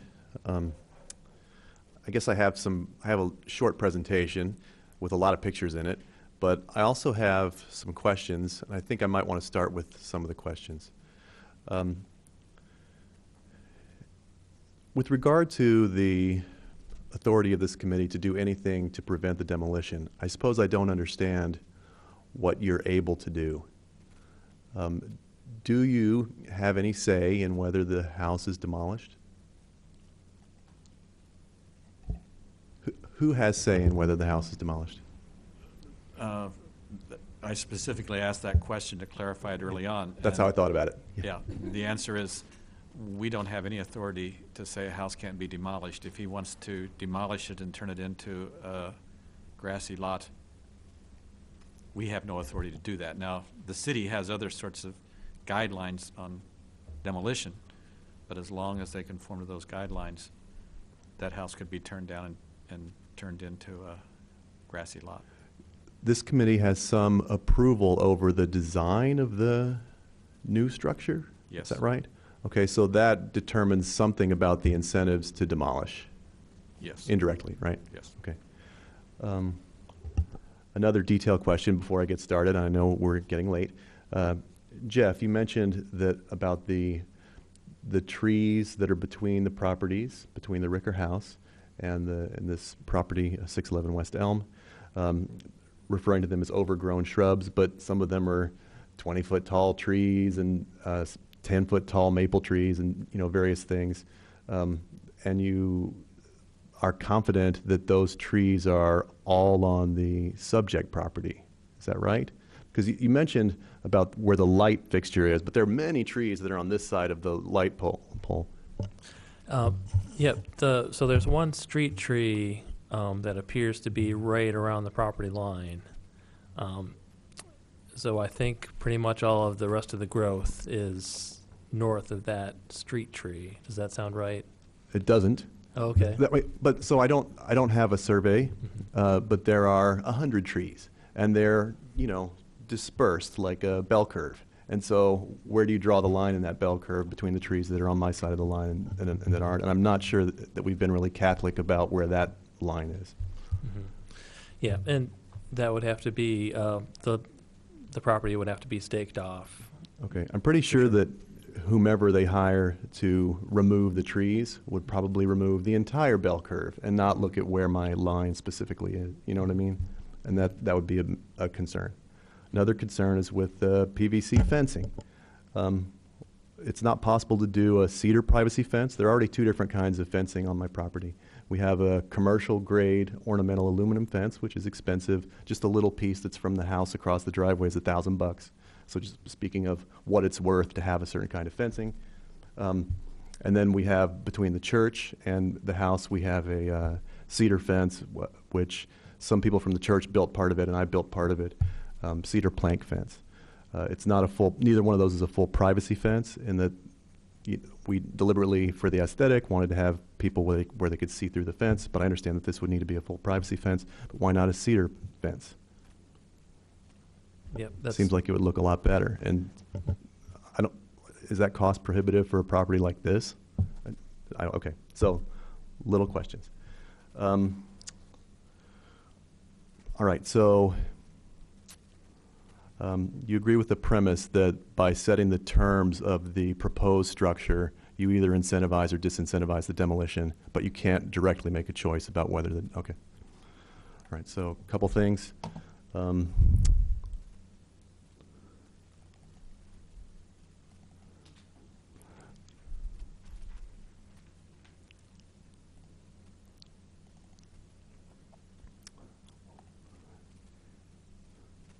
Oh, I see. Okay. Right. So here's from the Urbana website. Just is some words going back to what Carolyn mentioned about what's the purpose of the MOR, and she understood when it was created that the purpose was to help maintain the look of Green and Elm Streets. And even though something didn't get codified in the rules, this did get written down, and it says the MOR, Mixed Office Residential District, is intended to encourage a mixture of residential office and small-scale business land uses that are limited in scale and intensity, designed and constructed to be compatible with existing structures. The district is intended to encourage adaptive reuse of existing older structures. So that did get written down.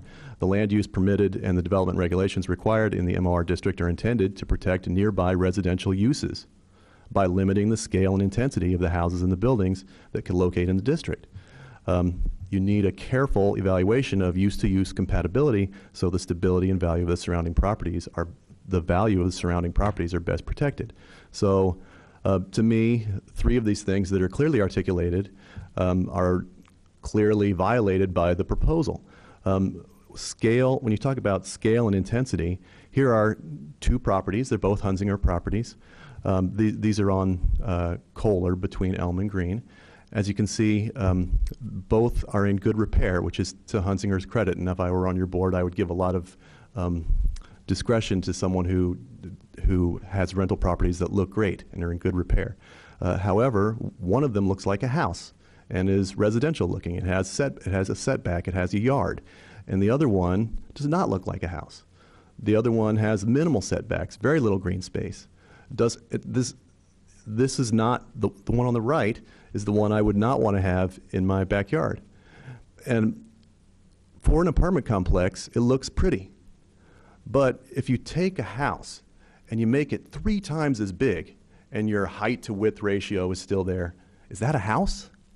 No, of course not.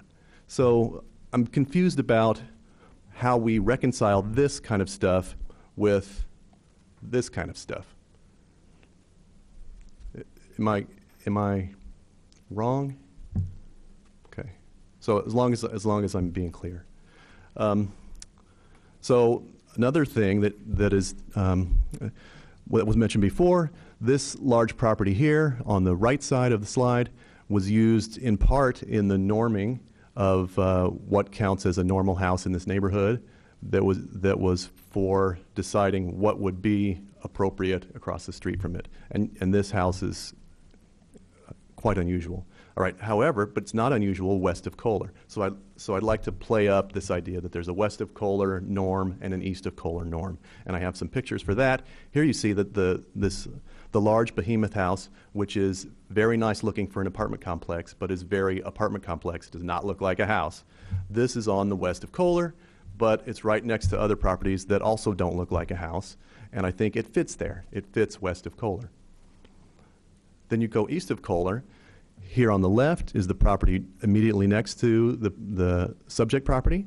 And here on the right is the property directly across the street from the subject property. These look like a house. They have big setbacks, big yards. Here are a bunch of properties on the 600 block of Elm. To me, and this is somewhat subjective, but not totally, they look like houses.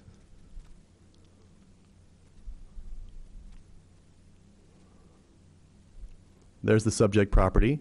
The proposal here, and this goes back to the incentives to demolish, the proposal here is to build a new structure that's 3 times as big.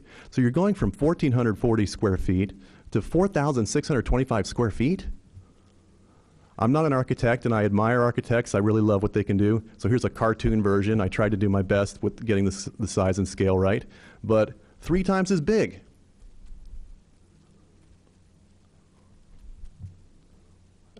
So is that what we're going to approve? I mean, not we. Is that what you're going to approve? When I look at this, I think for an apartment complex, it is a good-looking apartment complex. However, it's not a house, and I think it fits west of Kohler Street. It does not fit east of Kohler Street. So now let's look at this thing that people mention, the citizens mention in their emails about potential domino effect. So here on the west of Kohler, what this shows is the properties labeled A are owned by Hunsinger. Okay, and what you see is that east of Kohler, there I count 1, 2, 3, 4, 5, 6 properties owned by Hunsinger that are east of Kohler, and those are they include these properties, some of these properties that look like houses, and so. The question is, if we approve this house, then we're taking this whole east of Kohler aesthetic and we're saying, let's do a west of Kohler aesthetic with it. Okay, so when I hear Jeff talk about transition, I'm not thinking of stair steps where you have bigger houses than smaller houses than smaller houses. I'm thinking of transition to all of the 600 block of Elm looking like this. That's the transition I hear you talking about. Okay, so there's an old house there. Can we save the old guy? I believe we can. I don't believe we've done the research to know that it's a lost cause.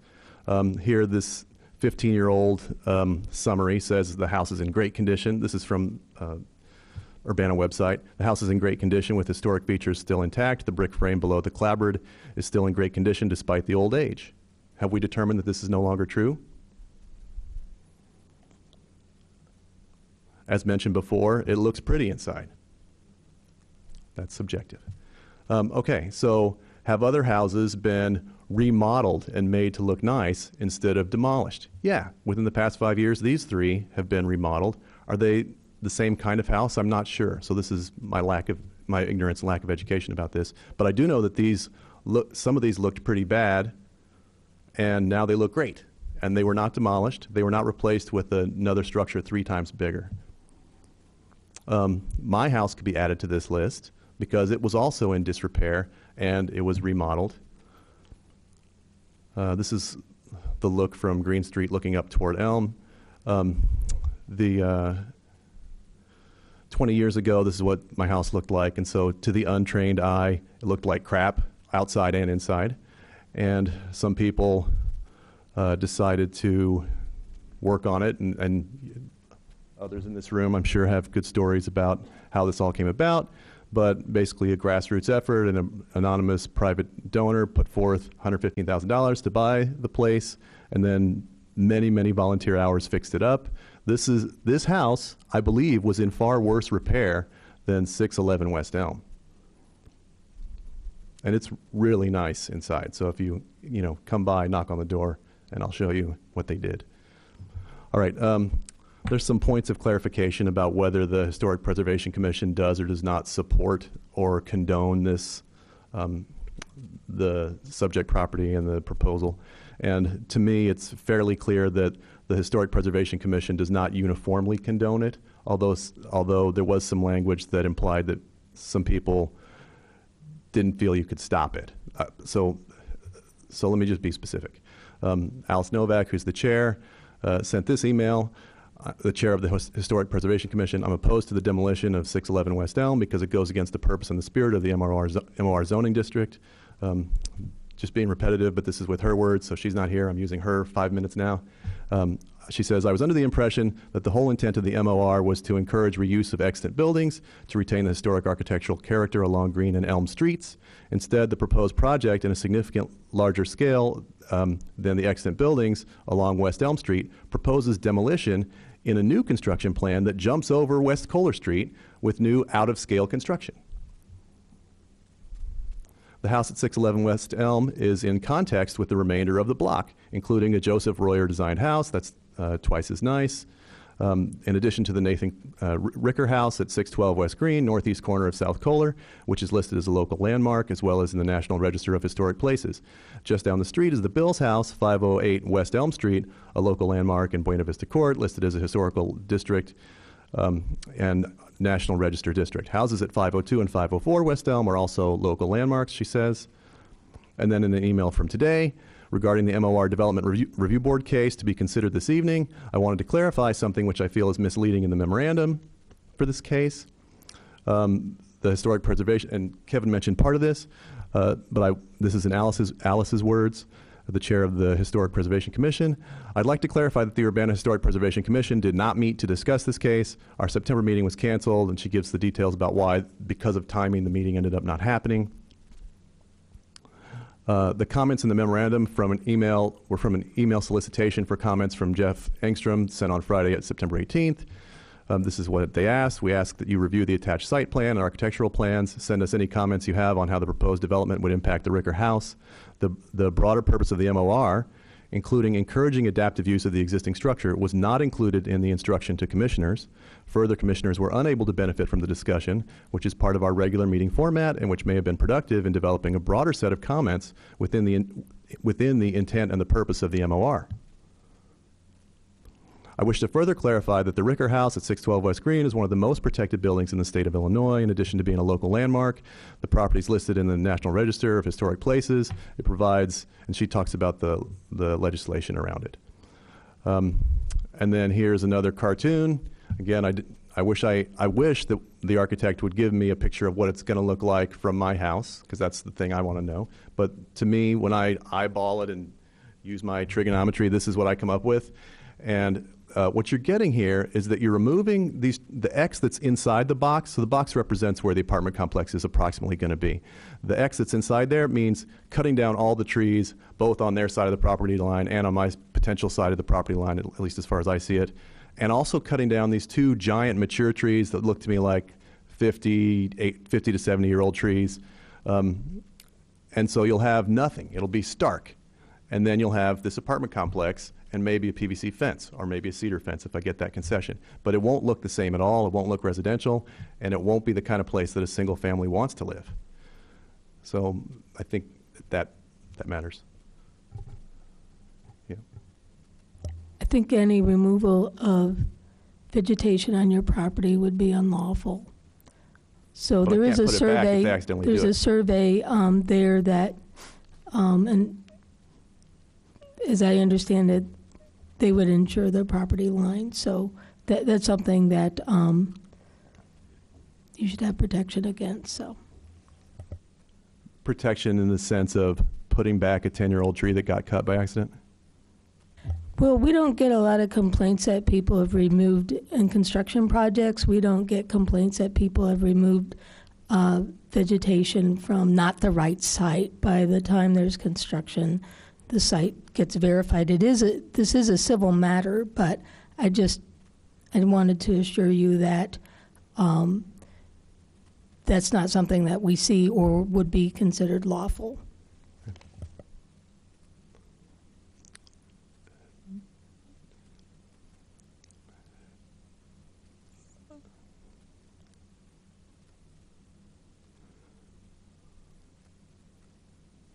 So do you have any questions for me? My wife says I'm really repetitive, and so I'm sure I said what I wanted to say at least once.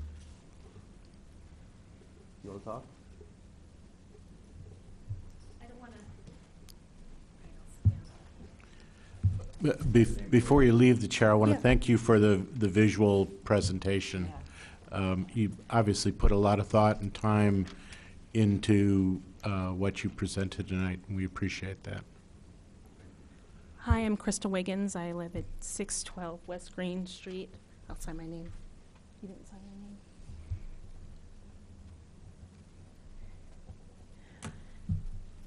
Thank you so much for allowing us to come and talk to you guys. We really only found out about this quite quickly, so my husband and I have been scurrying, thinking about what is it that they're going to actually be doing, how will this affect our feel of our neighborhood. We have 3 children who I'm sorry, we were trying to have them stay the entire time so they can see their father and hear and visualize this process, but alas, it was too late. But I'm really concerned about the fact that the Historic Commission was not really utilized in the way they should before a case like this. No one has, besides the letter in the mail, ever informed us that this was happening, and it happened so quickly. And I know that you guys are going to have to make a decision about what to do and whether to move forward and allow them to continue. And I would just ask you to just ponder and pause. Other people have said you can't undo, you can't rebuild this house after you demolish it. I would just ask for you to just take a moment and think about everything presented here, and also allow other people to have the time and opportunity to approach you and to talk to you. Their plans are constantly changing. We have a parking space. We don't have a parking space. We'll change this.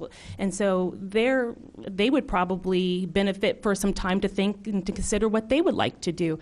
And for us to then, as homeowners next door, to see how their plans would actually affect us.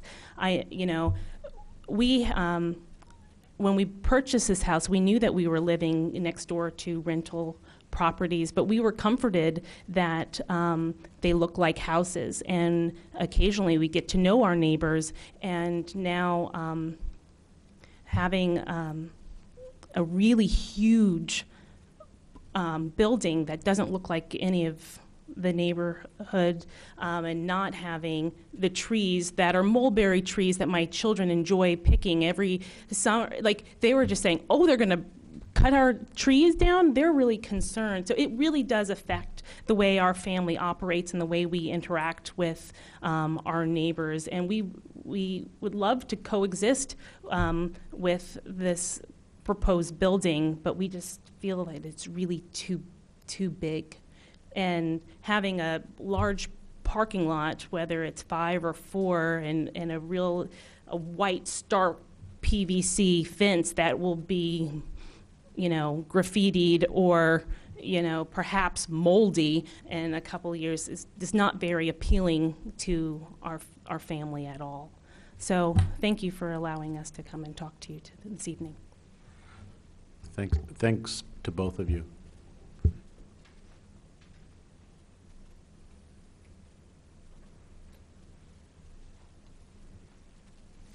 Hi, my name is Thomas Garza.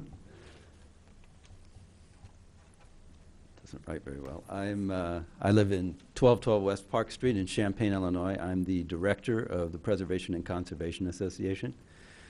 A lot of what I was going to say has already been said, so I will not reiterate it all here. But I did want to make one point. PACA holds the preservation covenants on the Ricker House next door, and we're very concerned about the framing and the context of this historic site. I was thinking, as I was sitting there, of trying to think of an example to offer you of why framing matters, why context matters. And what came to mind, oddly enough, was the Mumford House on campus. I don't know if you're familiar with that, but it's there's the new clock tower there, the whatever that thing is, next to it. The Mumford House was the original building in that area. It was a farm around there. It was a model farm built by the university to demonstrate good farming techniques and such.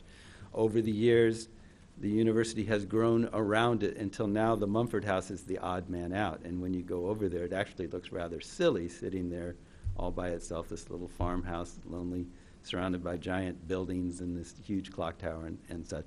So context really matters in historic sites. And just as you wouldn't necessarily want to put a shopping mall right next to some kind of historic site, I think a large apartment building in this place is going to materially affect the Ricker House and the part of what makes that place what it is and what makes it special and important.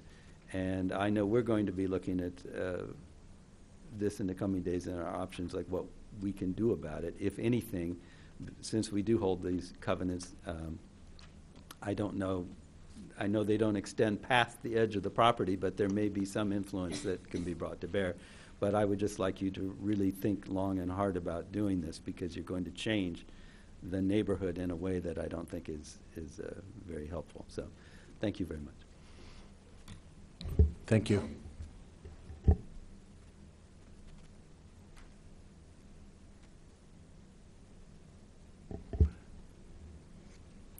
Do we have anybody else who would like to speak from the audience?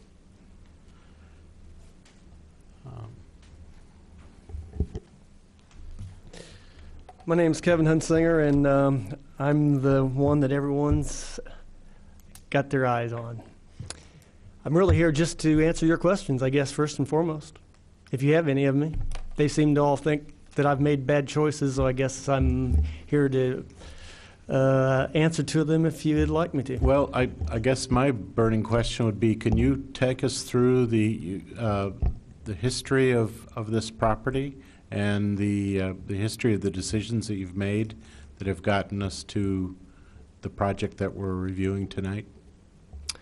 Sure. I guess I can do the best I can. I purchased the property about 15 years ago. Maybe it's 10, somewhere between 10 and 15 years ago.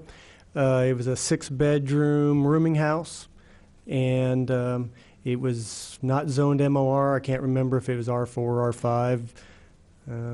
Well, maybe, because that downtown the campus was 90. I'm going to take back, I'm not sure what the zoning was at the time. But when I bought it, it was a 6-bedroom house.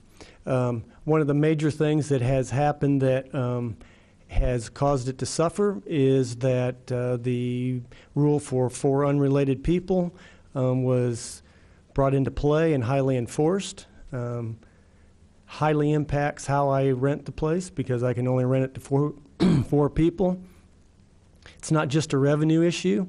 It now becomes me being a daddy issue, because you've got these 6 12 by 15 bedrooms, and how do you keep only 4 people, students, in that scenario? And so it becomes an impossibility to some degree. It's also, because it's so large, it's always young people who love to host parties. And that creates significant damage on a yearly basis, just by the nature of the type of house it is. So over the course of time, it has deteriorated to I will totally agree. And it is uncharacteristic to what I think the city and individuals who know me, who's been here for the 30 years that I've been doing this, it's in poor condition by comparison. But the economics of it, the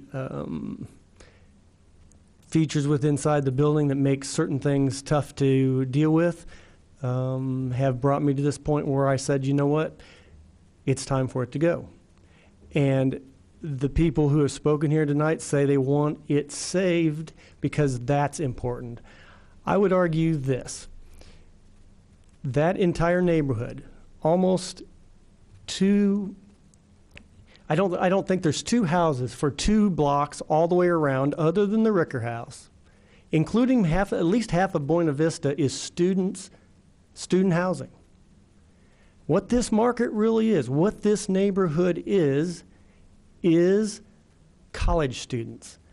I know the people that live here, Wuna and all the rest, do not like that. They don't want that. But the reality is, the absolute reality is, this is a student neighborhood. Period.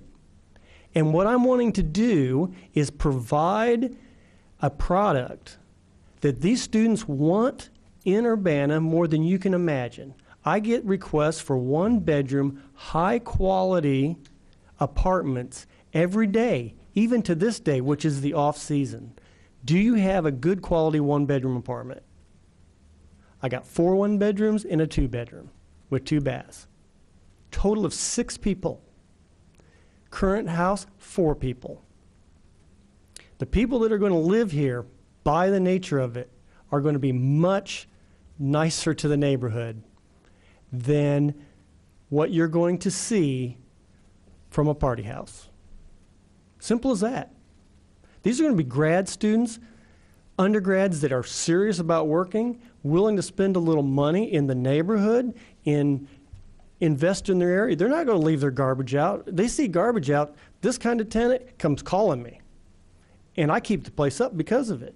They showed you places across the street, things that I've built.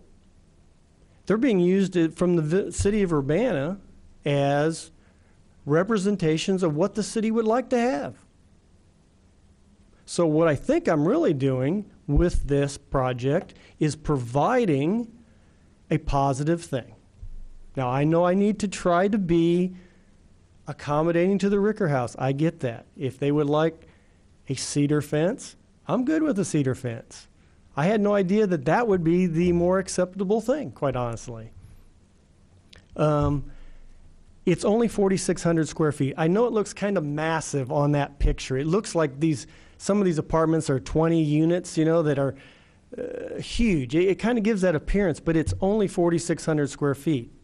The building that's there now is over 2,000. The comparison that was made with 203 Kohler, the Blue House, and then the big 9-unit building I built, that's not going to be the right comparison on size and scale because we have about 2,000 square feet in the little house on Kohler and 9,600 plus large roof lines to give the thing mass that was in proportion. So that's not a proper representation of the difference in scale that you're going to see. Yes, there is going to be more. I agree. Is it going to have that old feel like I've tried to do with a few of the other buildings? No. Unfortunately, I got locked on this one with 2 front yards. I can only be about 20, don't quote me, but about 28 feet wide. I mean, you can't do much with that when you can only go that width. So there were a few details there that did make it look a little more apartment-like than I would have liked it to be. But that width, because of 2 front yards, boy, that really skews the scale of your building. And I probably talked enough. Any other questions for Mr. Hunsinger? Yes. I have a question on the square footage. We had heard the number of 1,400 square feet earlier, and That's from the Hunsinger website. in 2000, I mean, it's, so, in terms of scaling, one, the proposed building would double the size, and the other, it would triple the size. Can you clarify that? I actually, one of the two is obviously wrong. So you can use the smaller, that's fine with me, the 1,400. It probably, if that's what's on the website, might be more accurate. Any other questions? Go ahead. So, hi. I live there. I've lived next to that house for 7 and a piece years. The neighbors that I've seen there have been good neighbors to have. A couple years, people come over, they say, we're going to have a party on Saturday. Just to let you know, don't call the cops, call this number. So we've had that experience. And Good. to us, that's a much preferable experience in a 1,400 square foot house to having 12 people in a 4,600 square foot house. Well, it's 6 people, just so you know, it's 6 people. Okay, 6 people. Okay, 6 people. I mean, we're correcting, so I'll correct it. Yeah, that's fine. Is it, so you're Total of guaranteeing it's gonna be the maximum 6 people? 3 one-bedroom apartments, 1 efficiency apartment, and 1 2-bedroom apartment.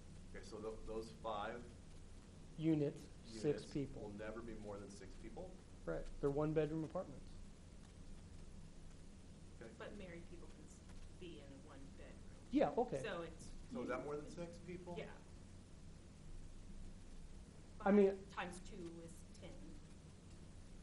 if you had 5 married couples, Yeah, you could, you're saying you're gonna have a different So, population. yeah, don't You're tell me gonna- that you're gonna have 6 as a Okay, this is a hearing, and Sorry. you're supposed to address the board. Even out of order also. No, I understand that, and I let My it go bad. on for Thank you. 2 minutes, and now we're getting back to the Yeah. the procedure here. So if you have any questions, you can address the questions to the board, and we can bring Mr. Hunsinger back up here, but the crosstalk is Yeah, yeah. is something that we need to. Sorry. Okay. Any other questions for Mr. Hunsinger? Okay, thank you.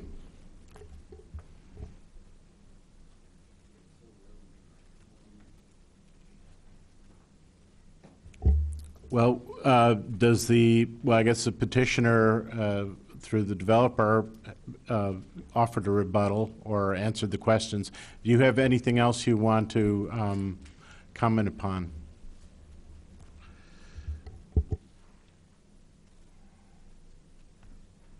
Yeah, I'll make this brief. Personally, I'm sympathetic to all the opposition. I lived in this neighborhood for 17 years, but I also have 14 historic preservation awards on my wall in my office. So, I think there's a happy medium of what we need to do, and frankly, the city of Urbana needs to promote some growth, and we have made every effort to meet every piece of the MOR ordinance that there is. We ask no variances. We're not asking for anything special. We're meeting every part of the ordinance. And again, while I sympathize with the opposition to the project, if it's the city's stance or the public stance that this kind of development shouldn't take place, then perhaps we need a new ordinance. But all I can say is now we're meeting every aspect of it, and we've worked very hard to do that. So, Yeah, I appreciate your comments and your hard work. We appreciate it all. Does the staff have any clarifications or comments that you want to make at this time? Okay. Kim, did you want to?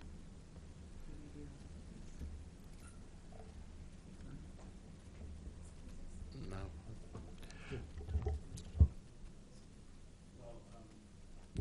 Not, actually, would you like to have something else to say? Sure. So we might need a new ordinance, but the role of the MOR is written down that you have purview over judging scale and intensity. That's so your role is clear, whether we need a new ordinance or not. That's correct, yeah.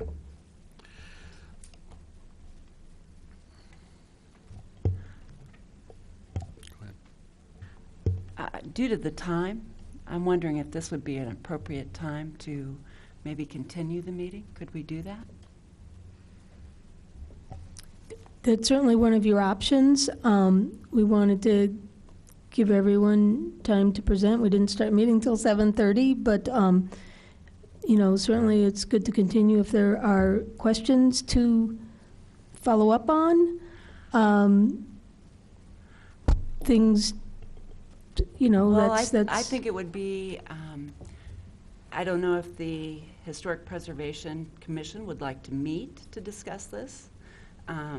Again, some people were, I don't know if they knew exactly what kind of review they were to do of the project. And I don't know if it wouldn't be prudent for us to allow that opportunity, at least to have more impact on that, or it's just a thought. And I then think that's a also- board, that's for you all to decide as a group, so. Yeah. And then I have another request. I'd like to look at the massing and the scale, and I'd like not to consider anything outside of the MOR district. I think that we need to look at the MOR district. And I don't know how anybody else feels about that, but I'm throwing that out there.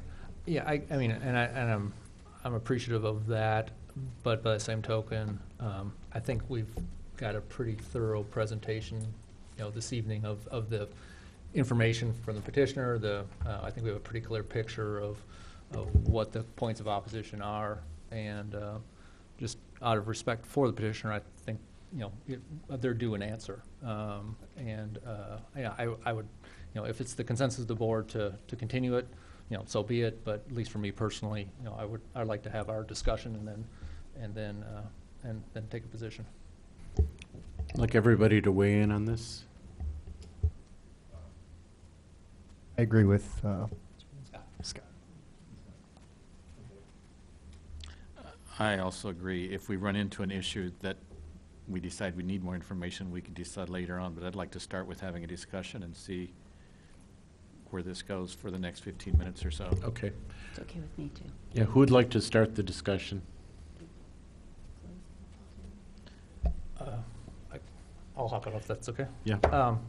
So, I'm very appreciative of the concerns that the neighbors have brought forward, the preservation community sort of at large has brought forward as it relates to this project. But the thing that I keep coming back to is this: when we continue to reference the intent of the MOR district, it certainly does provide an encouragement for adaptive reuse, but it does that encouragement through an incentivization process, which a property owner can evaluate and decide if those incentives are adequate or make the best interest for their use of the property to utilize as the basis to adaptively reuse versus replacing. And it seems apparent to me that in this situation, the property owner has weighed that calculation and has decided that the incentives and the opportunities associated with adaptively reusing the project as is don't make sense. And so they have instead chosen the other equally viable option within the MOR district, which is new development. Because I think, while one is encouraged by the incentives, but not at the preclusion of the viability of new development.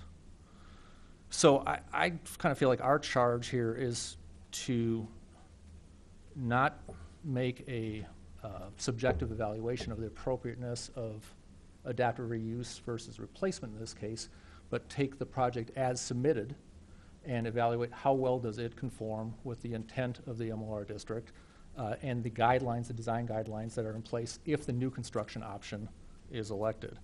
And to be real frank, I think they did an admirable job. I believe there are some rough edges that we need to sort of talk about. I think the fence is a really valid kind of an area of concern. And I was gratified to hear that the property owner's not opposed to the cedar as an option, because I too agree that that would be a better solution for that fence. But in the gamut of solutions that might be developed for the new construction option within the MOR district, I think the petitioner and the architect should be commended. Would you like to go next?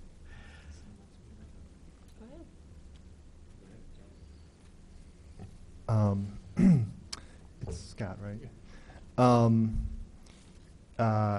I have to say, ultimately, I sort of agree with the thrust of what Scott just articulated. Yeah, I mean, it's clear that the design and the aesthetics, compared to what you see the big boxes, apartment complexes taking the entire lot, coming right up to the front, that I think ultimately created some of the eyesores that brought these issues more to the fore along Elm and a little bit along Green. I mean, are really not present in this design. I mean, this design looks nice and aesthetically pleasing.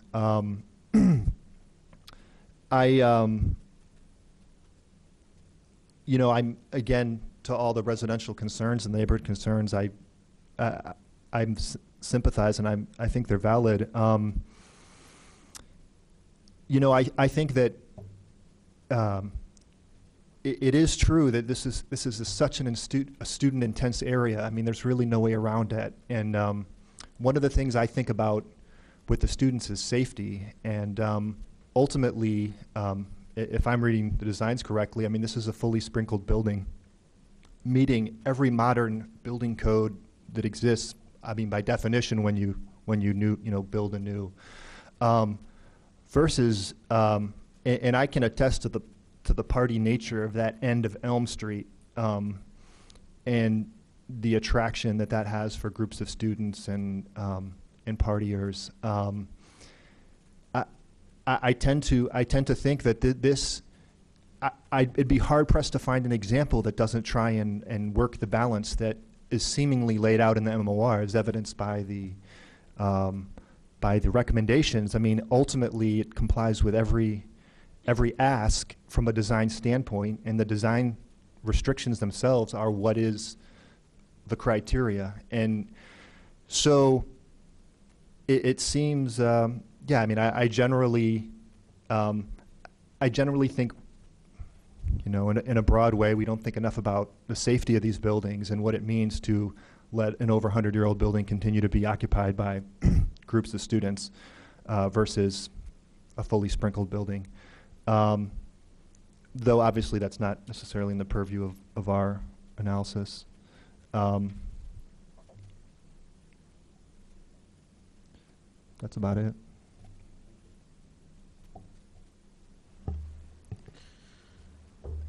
In the preamble to the creation of the MOR, the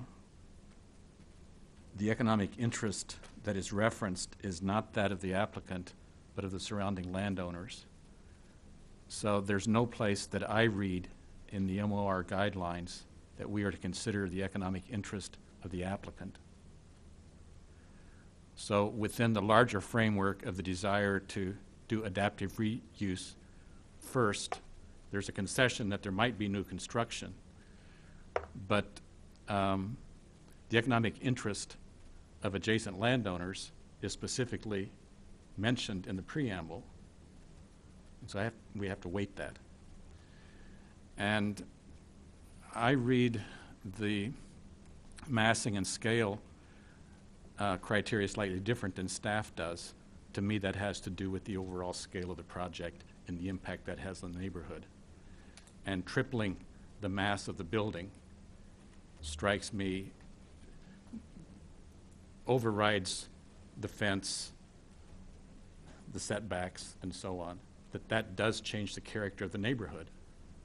And that's specifically mentioned in the preamble, that new buildings should take into consideration the effect on the neighborhood. So we are going from a legal occupancy of 4 to a legal occupancy of 10. We're tripling the mass of the building. So let's just say something happened, a windstorm came along, and the building disappeared and it was a vacant lot. There's no adaptive reuse, there's reconstruction. I would say that this guideline says that a new building on a vacant lot should be similar in scale and mass to what was there or the other houses in the neighborhood. So to me, this is an outsized building. And it's up to the developer to decide whether he wants to maintain that building as it is or build something 1,400, 2,000 square feet. That would be another consideration, and I would have to look at it. But to me, it violates the economic impact on the neighborhood, which is the only thing that we are instructed to consider in terms of economy, and the effect that it has on the adjacent properties and the neighborhood in general.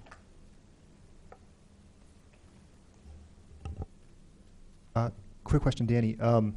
Do you, in terms of the economic impact in the neighborhood, I mean, ultimately, I'm guessing they'll be tripling the assessable tax rate of that new structure being built. I mean, in terms of increasing the taxable base, I mean, would you characterize that as an advantage for the neighborhood, or economic incentive for it to be built? It's an advantage for the city, but right. not for the neighborhood. So I know the city overall and the taxing units have an interest, but right. we cannot consider that because obviously $1 million high-rise there would do a lot for the city coffers, but right. That's not in our purview. We're not to consider those sorts of things. Right. The things we're to consider is the effect it has on the character of the neighborhood. Brian Adams, I think, gave a very powerful statement of that. I think the neighbors to the south gave a very clear and illustrative demonstration of the issue of scaling and mass. And I think the economic impact on them is quite clear. I think they're going to have a hard time with another apartment building on that side. And I also think I agree with Mr. Jacobson's comment about the transition being framed backward. And what we're going to see if we approve this is the transition of the north side of that street,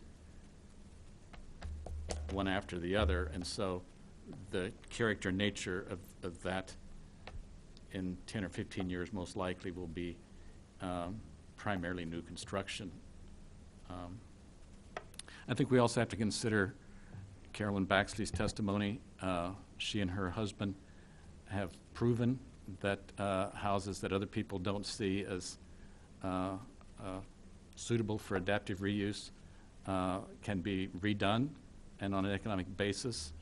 The house on 401, 403 Elm that were eyesores for many years are beautiful houses today. Not Elm, Green, are beautiful houses today.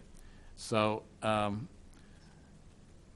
if the applicant can't figure out how to do it, I mean, maybe there are other people who can, and you yourself, Jonah, are testimony to that because you've taken a number of houses that other people have abandoned and have figured out to make them into viable economic units.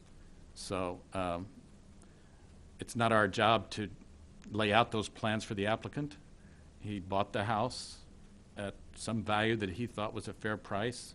He's been leasing it. He needs to maintain it according to city code. But even if it were a vacant lot, I would not approve the scale of this project.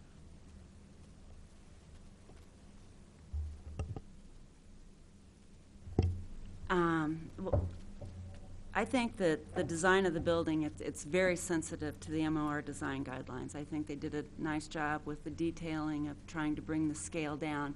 But that has been my issue from the start, is the massing and scaling and how it is,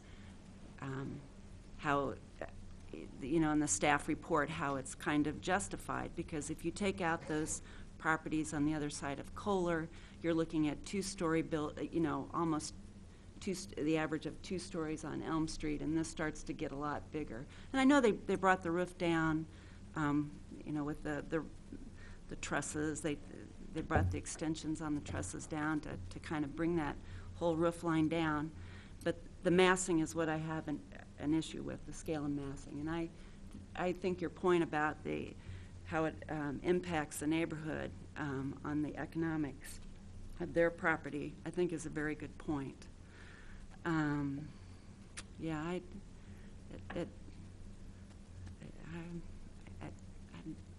don't really, I don't feel comfortable. That's my, I have to think about it. Okay. Well, I guess our role is not to feel comfortable up here. And yeah, it's interesting because I've been chair of this committee for about 4 years, and this is really the first project that we've heard. And it's definitely not a comfortable one to have to sit through. And I thank you all for your comments tonight, your very thoughtful comments. It's been a tremendous education for me to listen to all the different viewpoints. Education in just what the MOR is, and also just the various aspects of every constituency that is involved in this kind of project. And it makes me realize why we're here, and also why the MOR is here. And what I keep coming back to is that this is an MOR district and it's not a historic district.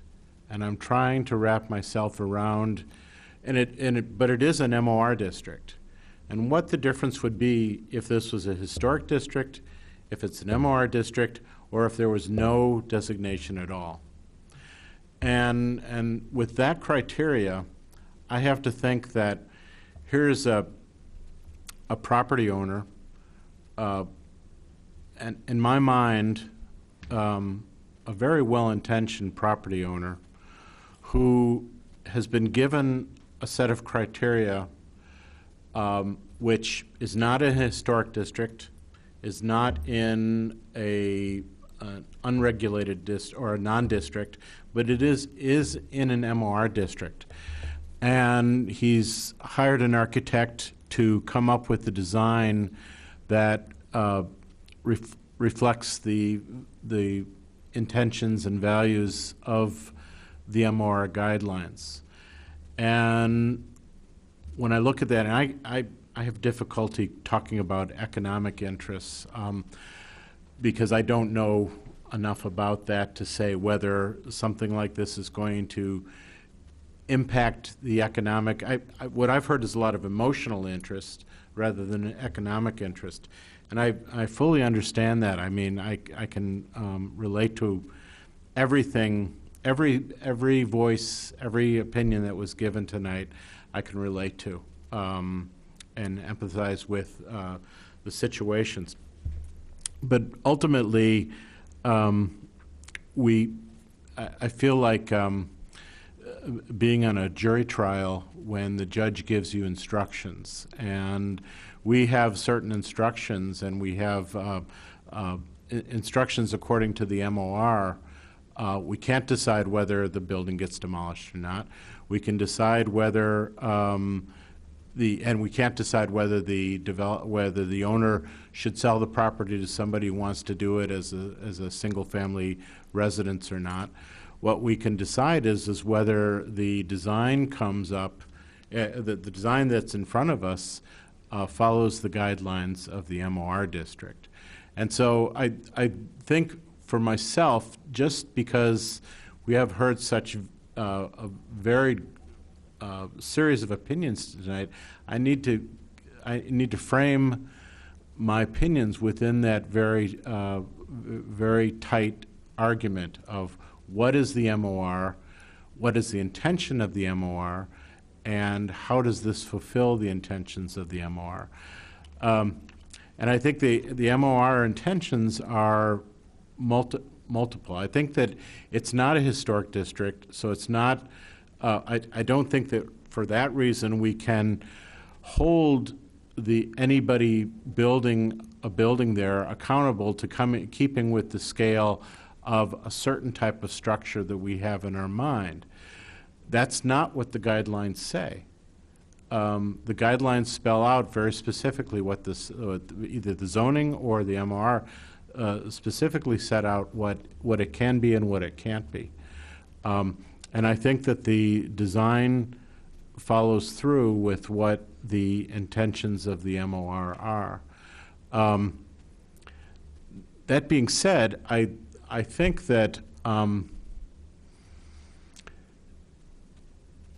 that maybe decisions and discussions like this give greater emphasis to perhaps the need, the impassioned need to reconsider or to develop more historic districts in the downtown or Urbana area, because that there seems to be a tremendous emotional need to be able to develop the fabric or hold on to the fabric as much as possible.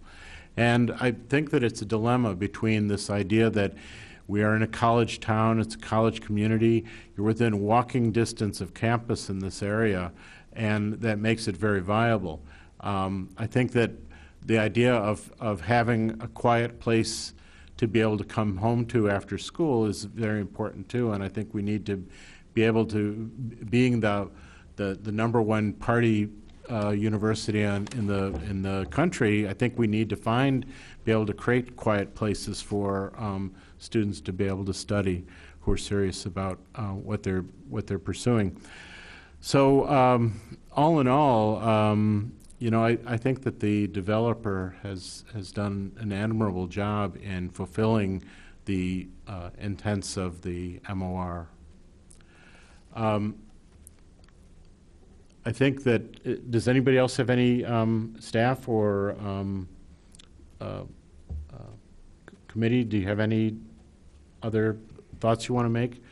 If not, does anybody want to call a vote? Yeah. So it would be a motion to approve or approve with conditions or disapprove, correct? You can make the motion. For any of those things? Yeah. Okay. Yeah, you can make a motion to approve, or you can make a motion to reject. Okay. Or and with the motion for, if it was for approval, it could include any conditions? Yeah. Okay. Right. And then anybody can amend those conditions. Okay, good. I was going to say, because I wanted that, if there were conditions and if that was a consent, you know, or if that was a direction, I wanted everybody to have an opportunity to chime in on what that would be. So, okay. Sure. All right. Well, I would move that in the matter of case number DRB 2015-01, move for approval of the petitioner's request with the starting condition that the fence along the south boundary of the site that's being used for parking screening be constructed of a natural material in lieu of the indicated PVC. Okay. Do we have a second? Wait, is that the motion? That second on the motion, yeah. But it can be amended still, It right? can still be amended Oh, after okay. it's seconded. I believe it can be, yeah. Yeah. Okay. You, second? Okay. Any amendments? Can that be in an open discussion format too? Can we just,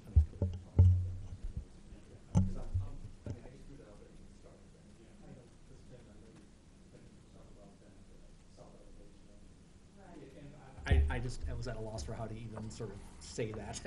Well, again, I'm concerned about the scale and massing, and there's the south facade that faces the Ricker House has an expansive wall that is just solid, and I'm wondering if that could be reviewed to add either some sort of detailing or window openings that would help break the scale down. And I also kind of wonder if these are just some ideas, and you can do with them as you want. Possibly putting some sort of operable doors maybe on the trash, because you can see that from the street and sidewalk. It's visible when you look at it. And those are just some fine tuning. I think those are all great ideas. And I'd certainly be open to amending the motion to include those. Okay. So right now, the motion is to approve with the conditions of changing the fence to cedar, less solidity on the. Natural material. Yeah, Natural material. Yeah, I guess I want to give them the flexibility if they want to use brick or stone or cedar, but Okay, you know, if we natural wanna- material. yeah, Decreasing the solidity of the south elevation and what I called a masked trash area. So I guess I want to just clarify what the motion is. Okay. It's that it meets the design guidelines listed for, how would you just kind of generalize that motion? Yeah, I guess I would generalize it that the application as submitted meets the general intent of the design guidelines, and we move to approve it with those three conditions that we've now added. Okay, one condition that I would like to add is, not sure how this would be interpreted, but a more robust landscaping development.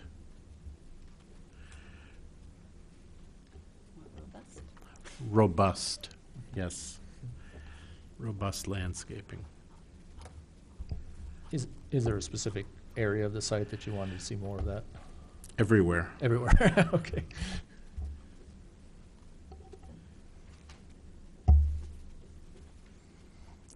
Any other amendments?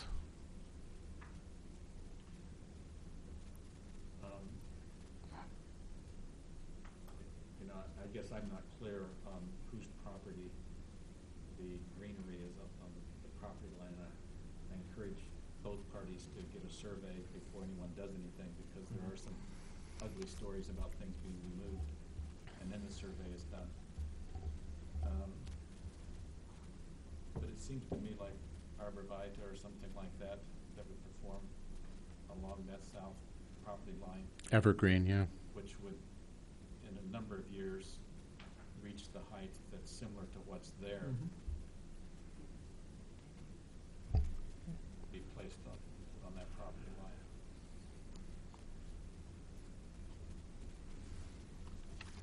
I think that's a good example of robust landscaping. Well, I wanted to be a little more specific. It takes the height, and Yeah. and they're losing not only the privacy of the greenery that's currently there, which may not be their greenery, but it seems like that would mitigate the visual effects at some point in the future. Yeah, and it's fast growing, fairly fast growing. Get lots of sun. Okay. Is the list complete? Should I restate the motion then with all four of those? Yes, please do. Okay, so in the case of MOR Development Reboard, case number DRB 2015-01, I'd move for approval of the applicant's request that it's in general compliance with the conditions of the MOR Development District, with the following conditions: that the fence along the south property line be constructed of natural materials in lieu of the proposed PVC fencing, that additional articulation be provided on the south elevation of the facade, that a screening gate system or device be installed in front of the trash containers to block view from the south, and that the Carl Forster grass that's currently indicated for planting along the extreme south property line be substituted with a taller evergreen planting material such as an arborvitae. That's a good summary, yes. Are we ready to call the vote? And you, Make the amendment. well, the amendments were actually made by everybody. So I guess I guess So- I guess I moved to the consolidated one. Right, and so we need to second the amended Okay. motion? Okay, I do think you want- Jonah, since he seconded the original motion, he could Second the- agree or with Yeah. the amended Yeah, or okay. disagree.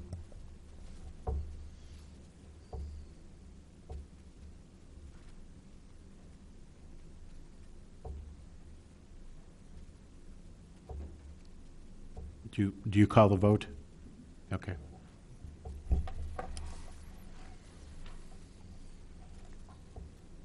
Mr. Otto? No.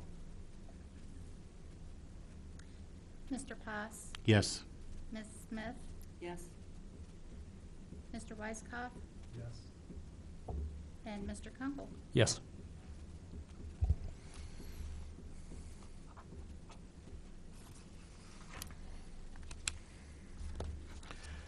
Okay, that's 4-1.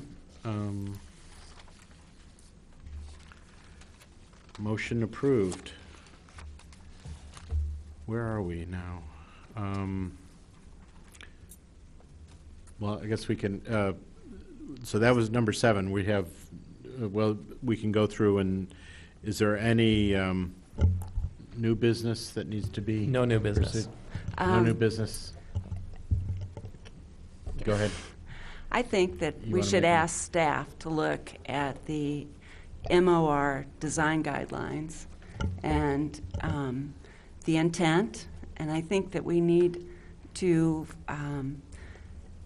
somehow fine-tune this process so that,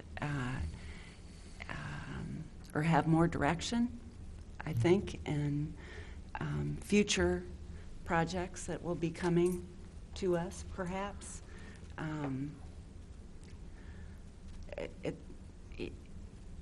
Maybe, Yeah, that- I would actually agree with that because I think, Danny, I think your point is well taken about some massing issues and scale issues. But I guess, because what I struggle with is that the zoning ordinance creates constraints on what is acceptable scale by FAR and secondarily by open space and parking. And it meets that. And it meets that. Yeah. So if we think that the results of what the zoning ordinance allows results in things that are out of scale with what the intent of that district is, then I think what we really need to look hard at is a 0.7 FAR really, really right, or should it be 0.5? And those kinds of questions, because I think that's you get a more predictable kind of a result in that situation, and a property owner then knows what rules that they're operating under as well when they start this process.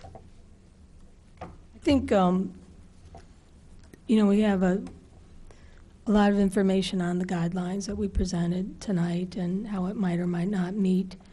I think where there was some difficulty was clarity in the purpose. And there were different interpretations, and then this whole thing about economics, it's not really written that way in there. So that would be a newer concept. So I think it might be more baseline questions that came forward more than the technical parts of the guidelines. And we could certainly, dig back. I mean, this was many years in the making, and, learn a little more about the purpose. And it doesn't mean, again, that we don't continue to improve our zoning ordinance, and certainly we do that every year. We have many, many cases and many requests for revisions. We just went through what we call an omnibus zoning amendment change that affected in small ways many different sections. We've been asked by the council to look at the Boneyard Creek District. We're constantly going back in. Of course, this district has been modified over time, and we learn from each new case. So, I think those would be good. But certainly, we've come a long way, from before we had the guidelines. So there's a lot more to go off of. And at the end of the day, there's no way that we can escape a subjective component to the evaluation. That's inevitable. I mean, it's not, the design process is not a not a cookie cutter. You don't put in certain inputs and get a fixed output. I mean, that's just not Well, the that's nature of why, the beast. that's Yeah. why there's a citizen board, Yeah, is exactly. because there is always a matter of subjectivity. I mean, this, yeah, so it has to be evaluated in this way. But I agree. I think looking at the intent, the kind of core mission of the guidelines, and actually the core language of the guidelines, so that it can, as much as possible, eliminate ambiguity in the interpretations, so that everybody can agree on what it is that we're after here. So, do I have a motion for adjournment? I'm sorry, if you could quickly just follow the agenda, because there's another opportunity that we posted for audience participation. Audience participation. Okay, I'm sorry. Yes, there's another opportunity for audience participation. Would anybody like to speak again? I have one little quibble. Okay. Regarding the massing on the south side, I was thinking it was good to not have more windows because that's better for privacy. So I don't know if there's something that can be done other than windows. I would recommend that you talk to the developer. Okay. Not here, but talk to the developer about landscaping, about the fence, about the south side, and, yeah, right. Okay. And just so the Historic Preservation Society, like, is there a rule that one must meet before it comes to a board? Because that's disappointing and confusing to me. Yeah. So the ordinance states that the zoning administrator, which is Libby, has to forward the application to the Historic Preservation Commission. It doesn't say that they need to meet. It just says they need to review it and send their comments to the Design or Development Review Board. So one adjustment could be if you could lengthen the number of weeks, because that email just went out on September 18th. Today is the 30th. You know, so if you could give an extra week or something, somebody's on vacation. Me too. Okay, any other comments? Okay, is there a staff report? No, sir. Okay. We don't need a study session. Move adjournment? Okay, second? Second. All in favor, say aye. Aye. Aye. Okay, opposed? Okay, meeting adjourned. Thank you, everybody.